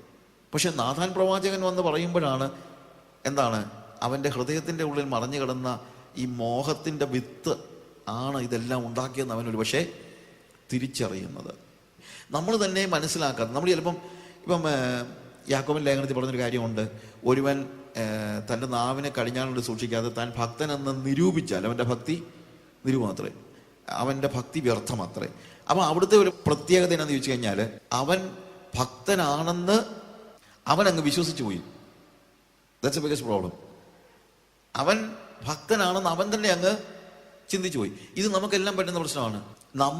നമ്മൾ ഭക്തരാണെന്ന് വെച്ചാണ് നമ്മൾ പല കാര്യങ്ങളും ചെയ്യുന്നത്. പക്ഷെ കുറച്ച് കഴിഞ്ഞ് ദൈവം പറയുമ്പോഴാണ്. ഇപ്പം എൻ്റെ പേഴ്സണലി പറഞ്ഞു കഴിഞ്ഞാലും ഒരു 10-15 കൊല്ലം മുമ്പ് ഈ പാപങ്ങളുടെ ഒരു ലിസ്റ്റ് എഴുതാൻ പറഞ്ഞാൽ ഞാൻ എഴുതി വെക്കുന്ന ലിസ്റ്റിനകത്ത് എൻ്റെ ആ ലിസ്റ്റിൻ്റെ 7 അയൽവക്കത്ത് പോലും വരാത്ത പല കാര്യങ്ങളും ഇന്നെനിക്ക് കൊടും പാപമാണ്. പക്ഷെ അന്ന് ഞാൻ ചിന്തിച്ചത് അതെന്നൊന്ന് പാപം, അത് പാപം എന്നുള്ള പട്ടികയിലല്ല, ഒരു പക്ഷേ ഞാൻ ഒരു നല്ല കാര്യം ചെയ്യുന്നതായിരിക്കും നമ്മൾ പലപ്പോഴും ചിന്തിച്ചത്. ഞാൻ പ്രയറിൻ്റെ ഇതിനകത്ത് പറഞ്ഞ ഒരു ഉദാഹരണമുണ്ട്. ഒരു സഭയിൽ 2 ഗ്രൂപ്പ് ഉണ്ടെന്നിരിക്കട്ടെ, 2 ഗ്രൂപ്പുണ്ട്. ഇലക്ഷൻ നടന്നു കഴിഞ്ഞപ്പോൾ ഞാൻ സെക്രട്ടറിയും, ഞാൻ ഇതുവരെ സെക്രട്ടറി ആയിട്ടില്ല, അങ്ങനത്തെ യാതൊരു കാര്യങ്ങൾക്കും ഇന്ന് വരെ ദൈവത്തിൻ്റെ കാരണം കൊണ്ട് ഇങ്ങനെയുള്ള ഒരു കാര്യത്തിന് ഞാൻ ഇടപെട്ടില്ല. ഞാനിങ്ങനെ ഒരു ഉദാഹരണം പറയുകയാണ്. അപ്പോൾ ഞാൻ സെക്രട്ടറിയാണ്. സെക്രട്ടറിയുടെ ഭരണപക്ഷം ഉണ്ടെങ്കിൽ എന്തോ ഉണ്ട്, പ്രതിപക്ഷമുണ്ട്. ഈ പ്രതിപക്ഷ നേതാവ് അവനൊരു പാവം പിടിച്ചോണം, കാശൊന്നും ഇല്ല. പക്ഷേ ഒറ്റ പ്രശ്നമുള്ളൂ, ഞാൻ എന്താ പറഞ്ഞാലും എതിർക്കുക എന്നുള്ള വിലയും. അതായത് ഞാൻ എന്ത് നല്ല കാര്യം പറഞ്ഞാലും മോശം കാര്യം പറഞ്ഞാലും പറഞ്ഞത് ഞാനാണെങ്കിൽ അവൻ എതിർത്തിരിക്കും. അങ്ങനെ ഇവനെ എങ്ങനെ ഒതുക്കാൻ പറ്റുമെന്ന് ഇങ്ങനെ എൻ്റെ മനസ്സിലുണ്ട്. പക്ഷെ എന്തോ ചെയ്യാനാ, ജനാധിപത്യവും ഭരണമല്ലയോ ഇപ്പോൾ സഭയിലും. അപ്പോൾ അതുകൊണ്ട് ഒതുക്കാൻ പറ്റില്ലല്ലോ. ഇവൻ്റെ കൂടെ കൊണ്ട് ആൾക്കാർ. അങ്ങനെ ഇരിക്കുക ഇവൻ്റെ കൊച്ചിന് ഒരു സർജറി വേണ്ടി വന്നെന്ന് വെക്കുക. ഇവൻ്റെ ലഞ്ച് പൈസ ഇല്ല. അപ്പം 30,000 രൂപ കെട്ടിവെച്ചാലേ കൊച്ചിൻ്റെ സർജറിക്ക് കയറ്റത്തുള്ളൂ എന്ന് ഡോക്ടർമാർ പറഞ്ഞപ്പോഴത്തേക്ക് ഇയാൾ അവിടെ ഇവിടെ എല്ലാം കൂടെ കടമെല്ലാം വാങ്ങിച്ച് 20,000 രൂപ ഒപ്പിച്ചു. പക്ഷേ 30,000 രൂപ കെട്ടിവെക്കാതെ ഇവൻ്റെ സർജറി നടക്കത്തില്ല. അപ്പോൾ ഇവൻ്റെ കൂട്ടുകാരെല്ലാം കൂടെ പറഞ്ഞു, എടാ നീ നിൻ്റെ സഭയുടെ സെക്രട്ടറിയോട് പറയാം, അയാളുടെ ഇഷ്ടം പോലെ കാശുണ്ട്, അയാളോട് പറഞ്ഞു കഴിഞ്ഞാൽ അയാൾ ചിലപ്പം കാശ് തരും. അപ്പോൾ ആദ്യം പറഞ്ഞു എൻ്റെ കൊച്ചൻ ചത്താലും വേണ്ടുകയില്ല, ഞാൻ അവനോട് ചോദിക്കത്തില്ലെന്ന. അങ്ങനെയാണല്ലോ നമ്മുടെ ഒരു മനസ്സ്. പിന്നെ അവരെല്ലാം പറഞ്ഞാൽ ഇത് ചെറുക്കൻ്റെ ജീവനിട്ട് കളിക്കുന്ന കളിയാണ്, നീ ഒന്ന് പോയി ചോദിച്ചു നോക്ക്, പറ്റിയില്ലെങ്കിൽ വേണ്ട, കിട്ടിയില്ലെങ്കിൽ വേണ്ട. അപ്പോൾ ഇയാൾ എൻ്റെ അടുത്ത് വന്ന് ഇതൊന്നും പറയുന്നില്ല. അപ്പം ഞാൻ പെട്ടെന്ന് ബെല്ലടിച്ചപ്പോൾ ബ്രദറെ എന്തുകൊണ്ട് വിശേഷം? അങ്ങനെ ഭയങ്കര വെറുതെയാണ്. എൻ്റെ മനസ്സിൽ അങ്ങനെ വലിയ സ്നേഹമൊന്നും ഉണ്ടായിട്ടൊന്നുമല്ല, പക്ഷെ വിളിക്കുന്നത് ബ്രദറെ എന്നാ. അതാണ് നമ്മുടെ ഒരു പ്രശ്നം. ബ്രദറെ എന്തുണ്ട് വിശേഷം, എങ്ങനെയുണ്ട്? സാറേ ഞാനിപ്പം വന്നത്, എൻ്റെ കുഞ്ഞ് ഹോസ്പിറ്റൽ. ഞാനിങ്ങനെ കേട്ടായിരുന്നു, ഞാൻ പ്രാർത്ഥിച്ചുകൊണ്ടിരിക്കുകയായിരുന്നു. ചുമ്മാ പറയുന്നതാ, ഞാൻ പ്രാർത്ഥിച്ചുകൊണ്ടിരിക്കുകയായിരുന്നു. എന്താ ബ്രദർ ഇപ്പം വന്നതിൻ്റെ കാര്യം എന്താ? അപ്പം അദ്ദേഹം പറയുന്നു, എനിക്കിപ്പം ഇങ്ങനെ കുഞ്ഞിൻ്റെ സർജറിക്ക് വേണ്ടി ഒരു 10,000 രൂപയുടെ അത്യാവശ്യം ഉണ്ടായിരുന്നു, ഇന്നിപ്പം പൈസ രാവിലെ കെട്ടി വെക്കേണ്ടതാണ്. അപ്പം ഞാൻ പെട്ടെന്ന് ആലോചിച്ച് പറഞ്ഞു, ഓക്കെ അതിനെന്താ ബ്രദറെ, ഞാനത് തരാമല്ലോ എന്ന് പറഞ്ഞ് ഞാൻ അകത്ത് പോയി 10,000 രൂപ എടുത്ത് കൊടുത്തു. അപ്പം ഇവൻ്റെ കൂട്ടുകാരെല്ലാം പറയുന്നതെന്നറിയാമോ, എടാ നീ അയാളെക്കുറിച്ച് എന്തെല്ലാം അപവാദം പറഞ്ഞാണെന്ന്. അയാൾ എന്തൊരു നല്ല മനുഷ്യനാണ്, നിൻ്റെ കുഞ്ഞ് ചാകാൻ തുടങ്ങിയപ്പോഴത്തേക്ക് അയാളെല്ലാം ഉണ്ടായിരുന്നുള്ളൂ നിന്നെ സഹായിക്കാൻ അല്ലേ. പെട്ടെന്ന് ഞാൻ പൈസ എല്ലാം എടുത്ത് കൊടുത്തു. പക്ഷേ അവൻ്റെ കുഞ്ഞ് ചാകാൻ കിടന്നതിനൊന്നും അല്ല ഞാൻ ഈ പൈസ കൊടുത്തത്. ഞാൻ ചിന്തിച്ചിത്രേ ഉള്ളൂ, 10,000 രൂപ പോകുന്നെങ്കിലൊക്കെ പോക്കോട്ടെ, അടുത്ത കമ്മിറ്റിയിലോ മിണ്ടാതിരിക്കുമല്ലോ എന്ന് വെച്ചാണ് ഞാൻ കാര്യം. അപ്പം നാട്ടുകാർക്ക് അറിയില്ല, ഞാനും ചിന്തിക്കുന്നത് ഞാൻ ഏതാണ്ട് ഒരു ഔദാര്യം ചെയ്തു എന്ന മട്ടിലാണ്. പക്ഷെ എൻ്റെ ഉള്ളിലൊരു കള്ളത്തരം കിടപ്പുണ്ട്. അത് ദൈവം എന്നോട് പറഞ്ഞാലേ മനസ്സിലാകത്തുള്ളൂ. ദൈവം എന്നോട് ചോദിക്കും, നീ എന്തോർത്തുള്ള ഈ കാശ് കൊടുത്തത്? നിനക്കതിനുള്ള സ്നേഹം കൊണ്ടാണോ? നിന്റെ മനസ്സിൻ്റെ ഉള്ളിലുള്ള ചിന്തയില്ലടാ, അടുത്ത കമ്മിറ്റി അവന് പ്രശ്നം ഉണ്ടാക്കരുത്, അതല്ല നീ കൊടുക്കാൻ കാര്യം എന്ന് ചോദിക്കുമ്പം എന്നിൽ അല്പമെങ്കിലും ആത്മീയം ഉണ്ടെങ്കിൽ ഞാൻ കവണ്ണ് വീണ് കരഞ്ഞിട്ട് പറയും, കർത്താവേ അതാ കാര്യം. അതാണ് ഞാൻ പറഞ്ഞത്. ഇവിടെ സങ്കീർത്തനക്കാരൻ പറയുന്നത് എന്നെ ശോധന ചെയ്യണമെന്ന് പറയുമ്പോൾ പറയുന്ന കാര്യം അതാണ്. നമ്മുടെ ഓരോ പ്രവൃത്തിയും ജനങ്ങൾ അപ്രീഷിയേറ്റ് ചെയ്യുമ്പോൾ പോലും നമ്മൾ ദൈവത്തിൻ്റെ സന്നിധിയിൽ എന്ത് പറയാൻ കഴിയണം? കർത്താവേ എന്നെ ശോധന ചെയ്ത് എൻ്റെ ഹൃദയത്തെ അറിയണമേ, എന്നെ പരീക്ഷിച്ച് എൻ്റെ നിലവുകളെ അറിയണമേ, വ്യസനത്തിനുള്ള മാർഗം എന്നിലുണ്ടോ എന്ന് നോക്കി ശാശ്വത മാർഗത്തിൽ എന്നെ നടത്തണമേ. And see if there be any wicked way in me, any hurtful way. ശരിക്കും അവിടെ ഉപയോഗിച്ചിരിക്കുന്നത് വേദനിപ്പിക്കുന്ന എന്തെങ്കിലും മാർഗം. എന്നെ ആരെ വേദനിപ്പിക്കുന്ന? നമ്മുടെ ഏത് പാപവും 2 പേരെ വേദനിപ്പിക്കുന്നുണ്ട്. ഒന്ന്, ഞാൻ ആരോട് ആ പാപം ചെയ്യുന്നു അവനെ ഞാൻ ഹർട്ട് ചെയ്യുന്നുണ്ട്. 2, ഞാൻ ആ സമയത്ത് ദൈവത്തെയും ഹർട്ട് ചെയ്യുന്നുണ്ട്. ഈ 2 കാര്യങ്ങൾ അങ്ങനെ ഞാനൊരാളെ ഹർട്ട് ചെയ്യുന്നുണ്ടോ? കർത്താവേ, എൻ്റെ ഒരു പ്രവൃത്തി മൂലം, എൻ്റെ ഒരു വാക്കുകൊണ്ട് നിനക്ക് മുറിവേൽക്കുന്നുണ്ടോ എന്നുള്ളൊരു ചോദ്യം. ആ ചോദ്യം ചോദിക്കുമ്പോഴാണ് കർത്താവിനോട് പറയുകയാണ്, വ്യസനത്തിനുള്ള മാർഗം എന്നിലുണ്ടോ എന്ന് നോക്കി ശാശ്വത മാർഗത്തിൽ എന്നെ നടത്തണമേ. See, there is a way of everlasting. The way of everlasting. നമ്മൾ ശാശ്വതമായ അല്ലെങ്കിൽ ആ നിത്യതയുടെ ഒരു മാർഗമുണ്ട്. നിത്യതയുടെ ഒരു ദർശനത്തിൽ ജീവിക്കുമ്പോഴാണ് നമ്മൾ ശരിയായ പാതയിലൂടെ സഞ്ചരിക്കുന്നത്. കാരണം നിത്യതയുടെ ദർശനത്തിൽ ജീവിക്കുന്നവന് ഇവിടെ അവനെക്കുറിച്ച് മറ്റുള്ളവർ എന്ത് പറയുന്നു എന്നുള്ള ചിന്തയില്ല, അവന് കമ്മിറ്റിയില്ല, അവന് പ്രസിഡന്റ് അല്ല, അവൻ സെക്രട്ടറി അല്ല, അവൻ്റെ മനസ്സിലിതില്ല. അവന് അവന് അവന് സ്നേഹവും കരുണയും അവന് കമ്പാഷനും അവന് കർത്താവിൻ്റെ മനസ്സൊഴിയ വേറെ ഒന്നുമില്ല. പല സമയത്തും യേശുക്രിസ്തുവിൻ്റെ മനസ്സല്ലാതെ വേറെ എന്തെങ്കിലും നമ്മളുണ്ടോ എന്നുള്ളതിനെ കുറിച്ചുള്ളൊരു ചോദ്യം നമുക്ക് ആവശ്യമാണ്. അതാണ് അന്തർഭാഗത്തിലെ സത്യം. അന്തർഭാഗത്തിലെ സത്യമാണ് നീ ഇച്ഛിക്കുന്നത്. പ്രിയമുള്ളവരെ, നമ്മളിൽ നിന്നൊക്കെ ദൈവം പ്രതീക്ഷിക്കുന്നത് അങ്ങനെയുള്ള ഒരു ലൈഫാണ്. അല്ലാതെ ഒരു പെരിഫറലായിട്ട് മറ്റുള്ളവരുടെ മുമ്പിൽ കുഴപ്പമില്ലാത്തൊരു ജീവിതം ജീവിക്കാനല്ല ദൈവം നമ്മളെ ആക്കിയിരിക്കുന്നത്. അങ്ങനല്ല. അതുകൊണ്ട് മാത്രം എനിക്കൊരു പക്ഷേ ഒരു സാറ്റിസ്ഫാക്ഷൻ ഉണ്ടാകുമായിരിക്കും. പക്ഷെ ഇഫ് ഐ എം സ്പിരിച്വൽ, ഞാൻ ശരിക്കും ആത്മീകനാണെങ്കിൽ ഞാൻ ശരിക്കും ആത്മീകനാണെങ്കിൽ എനിക്ക് സാറ്റിസ്ഫാക്ഷൻ ഉണ്ടാകത്തില്ല. ഞാൻ ശരിക്കും ആത്മീകനാണെങ്കിൽ ഞാൻ എപ്പോഴും കർത്താവിനോട് ചോദിക്കും, കർത്താവേ, നീ ഇച്ഛിക്കുന്നത് ഈ പുറമേ ഉള്ള ഞാൻ അത് ചെയ്തില്ല ഇത് ചെയ്തില്ല എന്ന് പറയുന്ന ഒന്നും അല്ല. നിനക്ക് അതിനപ്പുറത്ത് എൻ്റെ ഹൃദയത്തിൻ്റെ ആഴത്തിൽ ഉള്ള ഓരോ കളങ്കത്തെക്കുറിച്ചും നിനക്കൊരു ബോധ്യമുണ്ട്. അതെനിക്ക് പലപ്പോഴും മനസ്സിലാകുന്നില്ല കർത്താവേ. അത് നമ്മൾ പറയണം. അത് നമുക്ക് മനസ്സിലാകുന്ന ഒരു യാഥാർത്ഥ്യമാണ്. കാര്യം ഹൃദയത്തെക്കുറിച്ച് ജെറമ്യായുടെ പുസ്തകത്തിലാണെങ്കിലും, ജെറമ്യായുടെ പുസ്തകം 17-ാം അധ്യായത്തിൽ അതിൻ്റെ 9-ാമത്തെ വാക്യത്തിൽ ഉപയോഗിക്കുന്ന ഒരു വാക്ക്, ഹൃദയം എല്ലാറ്റിനേക്കാളും കപടവും വിഷമവുമുള്ളതെന്നാണ് അവിടെ എഴുതിയിരിക്കുന്നത്. പക്ഷെ വിഷവുമുള്ളത്, the heart is deceitful above all things and desperately wicked. വിഷമമല്ല, വിഷമാണ്. ഹൃദയത്തിൻ്റെ ഒരു വലിയ പ്രശ്നമാണ്. അത് ഭയങ്കര കള്ളത്തരം കാണിക്കും. നമുക്ക് പോലും അറിയില്ല. Who can know it? ആർക്കത് അറിയാനായിട്ട് കഴിയും? കർത്താവ് പറയാണ്, യഹോവയായ ഞാൻ ഹൃദയത്തെ ശോധന ചെയ്ത് അന്തരംഗങ്ങളെ പരീക്ഷിച്ച് ഓരോരുത്തരും അവനവൻ്റെ നടപ്പിനും പ്രവൃത്തിയുടെ ഫലത്തിനും തക്കവണ്ണം കൊടുക്കുന്നു. കർത്താവ് നോക്കുന്നത് നമ്മുടെ പ്രവൃത്തികളാണെന്ന് നമ്മൾ പറയും. പക്ഷെ പ്രവൃത്തികൾ മാത്രമല്ല കർത്താവ് നോക്കുന്നത്, നമ്മുടെ ചിന്തകളെയും കർത്താവ് നോക്കുന്നുണ്ട്, നമ്മുടെ വാക്കുകളെയും കർത്താവ് നോക്കുന്നുണ്ട്. നമ്മുടെ വാക്ക് മാത്രമല്ല, നമ്മുടെ ചിന്തകളെയും നോക്കുന്നുണ്ട്. ഒരു പരിധി വരെ പറഞ്ഞാൽ അതിനും അപ്പുറത്ത് നമ്മുടെ ആത്മാവിലെ കപടത്തെക്കുറിച്ച് പോലും കർത്താവ് ചിന്തിക്കുന്നുണ്ട്. അതുകൊണ്ടാണ് 32-ാം സങ്കീർത്തനത്തിൽ 2-ാം വാക്യത്തിൽ നമ്മൾ ഉപയോഗിക്കുന്ന വാക്കെന്താണ്? ആത്മാവിൽ കപടമില്ലാത്ത മനുഷ്യൻ ഭാഗ്യവാൻ.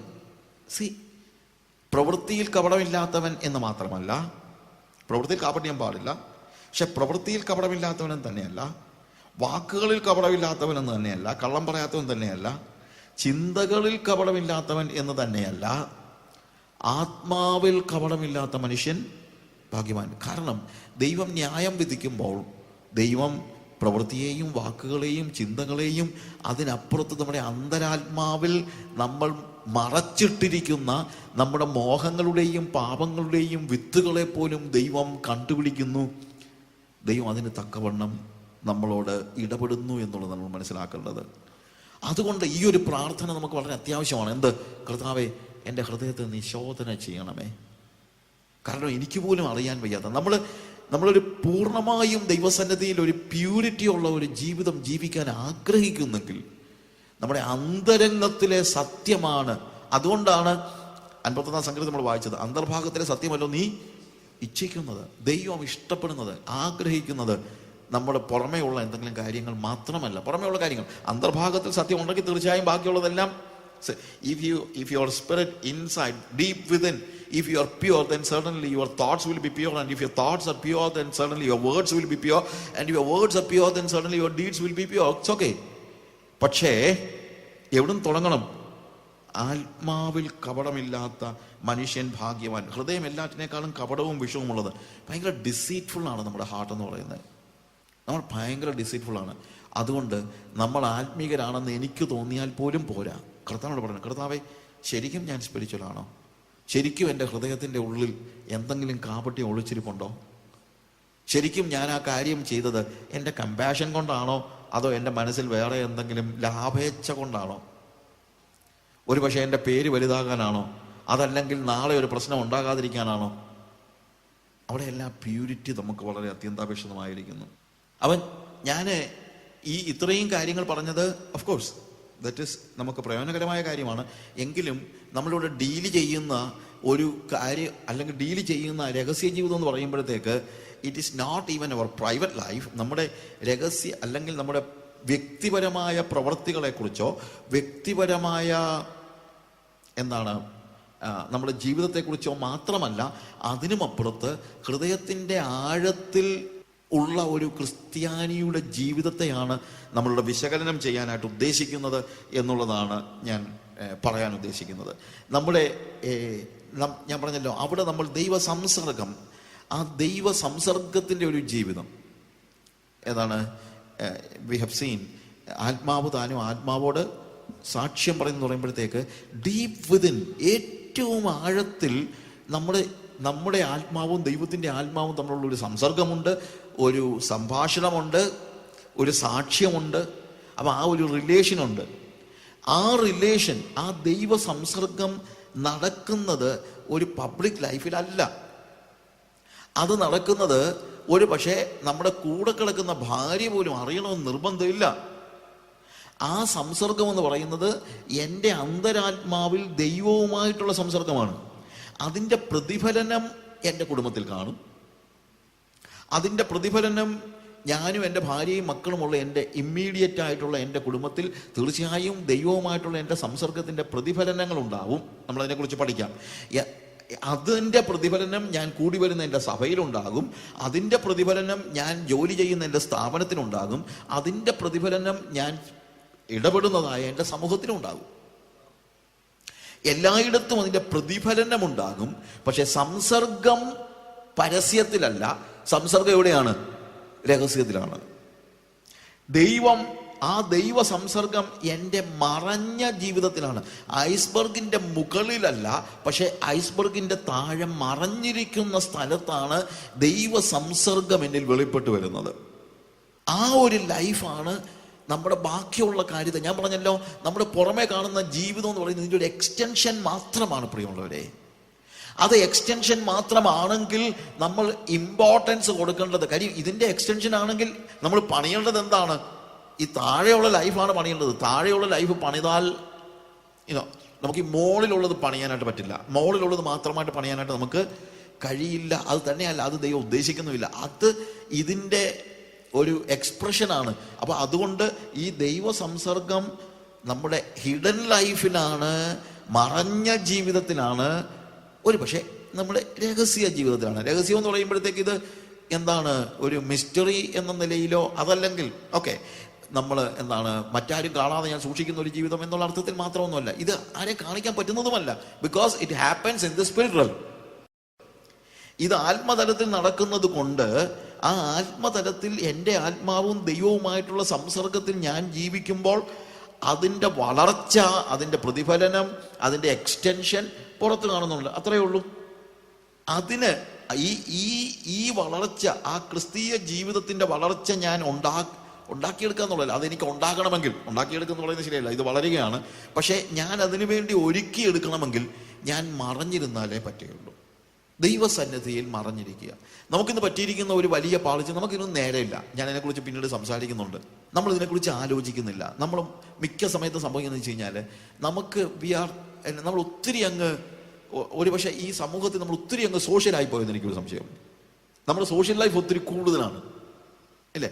അതുകൊണ്ടെന്താണ് നമുക്ക് പലപ്പോഴും പ്രൈവറ്റ് ലൈഫിനുള്ള ടൈം കിട്ടുന്നില്ലെന്നല്ല, നമ്മൾ എടുക്കുന്നില്ല, നമ്മൾ അതിനെക്കുറിച്ച് ആലോചിക്കുന്നില്ല. ഒരു ക്രിസ്ത്യാനി തന്നെ അവൻ ഇങ്ങനെയൊരു ലൈഫിനെ കുറിച്ച് ചിന്തിക്കാൻ പോലും അവൻ ചിന്തിക്കുന്നില്ല. നല്ലൊരു ശതമാനം, I am so sorry to say, സഭകളിൽ വരുന്നവരിൽ നല്ലൊരു ശതമാനവും ഇതുപോലെയുള്ള ഒരു ഡീപ്പ് റിലേഷൻഷിപ്പ് വിത്ത് ജീസസ്, യേശുവുമായിട്ടുള്ള ആഴത്തിലുള്ള ഒരു ബന്ധമോ സംസർഗമോ സൂക്ഷിക്കുന്നവരല്ല. അവർ പലപ്പോഴും ചിലർ പറയുമല്ലോ, ഒരു ഞായറാഴ്ച ഇന്ന് ആരാധനയ്ക്ക് ഇരുന്നപ്പോഴത്തേക്ക് എനിക്ക് ഈ ഒരാഴ്ചത്തേക്ക് ജീവിക്കാനുള്ളതെല്ലാം കിട്ടി എന്നൊക്കെ പറയും. നമ്മളെപ്പോഴും പറയുന്നതാണ്, ഒരാഴ്ച ഞായറാഴ്ച വന്നപ്പോഴത്തേക്ക് എനിക്ക് ഈ ആഴ്ചത്തേക്ക് ജീവിക്കാനുള്ളതെല്ലാം കിട്ടി. എൻ്റെ പ്രിയമുള്ളവരെ, സഭായോഗത്തിന് വന്നിരുന്നല്ല ഈ ഒരാഴ്ചത്തേക്കുള്ളതെല്ലാം പ്രാപിക്കേണ്ടത്. ഇത് വീട്ടിലിരുന്ന് പ്രാപിക്കേണ്ടതാണ്. സഭായോഗത്തിന് വന്നിരുന്ന് ആഘോഷിക്കുന്നുള്ളതേ ഉള്ളൂ. സഭായോഗത്തിന് നമ്മൾ വീട്ടിൽ അനുഭവിച്ചതായ വ്യക്തി ജീവിതത്തിൽ ഞാൻ അനുഭവിച്ച ദൈവ സാമീപ്യത്തിൻ്റെയും സന്തോഷത്തിൻ്റെയും സംസർഗത്തിൻ്റെയും ഒക്കെ ഒരു സെലിബ്രേഷനാണ് വാസ്തവത്തിൽ എവിടെ വരുമ്പോൾ സംഭവിക്കുന്നത്? സഭായോഗത്തിന്. അല്ലാതെ സഭായോഗത്തിന് വന്നിരുന്ന് കിട്ടിക്കൊണ്ട് പിന്നെ ഒരാഴ്ച ജീവിക്കുന്നത്, ഇപ്പം അന്നേരം ഇങ്ങനെ കിട്ടണ്ട, അത് വേറെ കാര്യം. ഞാൻ പറഞ്ഞതെന്ന് വെച്ച് കഴിഞ്ഞാൽ, ഞാൻ കിട്ടുന്നതിന് ഇതിലൊന്നും പറഞ്ഞതല്ല, പക്ഷേ നല്ലൊരു ശതമാനം ആളുകൾക്കും ഈ ഒരു പ്രൈവറ്റ് ലൈഫ് ഇല്ല, ഈ ഒരു സീക്രട്ട് ലൈഫ് ഇല്ല. People are not hiding in him. അവനിൽ മറഞ്ഞിരിക്കുക. ഈ ദിവസങ്ങളിൽ നമ്മളതിൻ്റെ പ്രാരംഭമായ കാര്യമാണ് ഞാൻ ഈ പറഞ്ഞു വരുന്നത്. ഈ ക്രിസ്ത്യൻ ലൈഫിൽ ഒത്തിരി കാര്യങ്ങളുണ്ട്. സ്പിരിച്വൽ ഡിസിപ്ലിൻസിനെ കുറിച്ചൊക്കെ നമ്മൾ പഠിക്കാൻ ഉദ്ദേശിക്കുന്നുണ്ട്. നമ്മുടെ സമയമനുസരിച്ച് എങ്ങനെ നമുക്ക് ഇതെല്ലാം ഇവിടെ പഠിക്കുന്ന മുഴുവൻ കാര്യങ്ങളും ഞാനും ദൈവവുമായിട്ടുള്ള ഈ സംസർഗത്തെ ഒന്ന് കരുപ്പിടിപ്പിക്കാൻ, അല്ലെങ്കിൽ അതിനെ ഒന്നുകൂടെ ബലവത്താക്കുവാൻ വേണ്ടി എന്നെ സഹായിക്കുന്ന ആത്മീയ ശിക്ഷണങ്ങളെ കുറിച്ചൊക്കെ പഠിക്കാൻ പറയാൻ എനിക്ക് ആഗ്രഹമുണ്ട്. പക്ഷേ അടിസ്ഥാനത്തിൽ ഇതാണ് നമ്മൾ മനസ്സിലാക്കേണ്ടത്. എന്താണ് ക്രിസ്ത്യൻ ലൈഫ്? ആ ക്രിസ്ത്യൻ ലൈഫ്, അല്ലെങ്കിൽ എന്താണ് അവൻ്റെ സീക്രട്ട് ലൈഫ് എന്ന് പറഞ്ഞു കഴിഞ്ഞാൽ, ദൈവവും ഞാനും തമ്മിലുള്ള സംസർഗത്തിൻ്റെ ഒരു ലോകം ഞാൻ ഉണ്ടാക്കിയെടുക്കണം. അപ്പോൾ മാത്രമേ അത് സീക്രട്ട് ആകുന്നുള്ളൂ. അല്ലെങ്കിൽ എന്തോന്ന് സീക്രട്ട് ലൈഫ്? ആ സീക്രട്ട് ലൈഫ് എല്ലാവരും വ്യക്തിപരമായി ഉണ്ടാക്കിയെടുക്കണം. അത് കുടുംബമായിട്ട് ഉണ്ടാക്കിയെടുക്കാൻ പറ്റുന്ന കാര്യമൊന്നുമല്ല. കുടുംബമായിട്ട് നമുക്കിരുന്ന് പാടാൻ, പ്രാർത്ഥിക്കാം, പഠിക്കാം, എല്ലാം ചെയ്യാം, അത് പ്രയോജനമായിരിക്കാം. പക്ഷേ we need to have a communion with God in our personal life, in a secret life. We are hiding in him. നമ്മൾ വേദപുസ്തകത്തിലെ ഒരു പ്രധാനപ്പെട്ട വാക്കാണ് അവനിൽ മറഞ്ഞിരിക്കുക എന്ന് പറയുന്നതായ വാക്ക്. ഇപ്പം സങ്കീർത്തനത്തിലാണെങ്കിലും അതിൻ്റെ 32-ാം സങ്കീർത്തനം വായിക്കുമ്പോഴത്തേക്ക് അതിൻ്റെ 7-ാമത്തെ വാക്യത്തിൽ, നീ എനിക്ക് മറവിടമാകുന്നു, നീ എന്നെ കഷ്ടത്തിൽ നിന്ന് സൂക്ഷിക്കും, രക്ഷയുടെ ഉല്ലാസഘോഷം കൊണ്ട് നീ എന്നെ ചുറ്റിക്കൊള്ളും. You are my hiding place. നമുക്കൊരു ഹൈഡിങ് പ്ലേസ്. ഒരു പക്ഷേ ഓൾഡ് ടെസ്റ്റമെന്റിൽ രസകരമായി നോക്കിക്കഴിഞ്ഞാൽ, ഓൾഡ് ടെസ്റ്റമെന്റിൽ പലപ്പോഴും നമ്മുടെ ഈ മറവിടമാകുന്നെന്ന് പറയുന്നത് എന്താ, നമ്മൾക്ക് ഒരു രക്ഷയുടെ അല്ലെങ്കിൽ എ കൈൻഡ് ഓഫ് പ്രൊട്ടക്ഷൻ എന്ന നിലയിലാണ് നമ്മൾ കാണുന്നത്.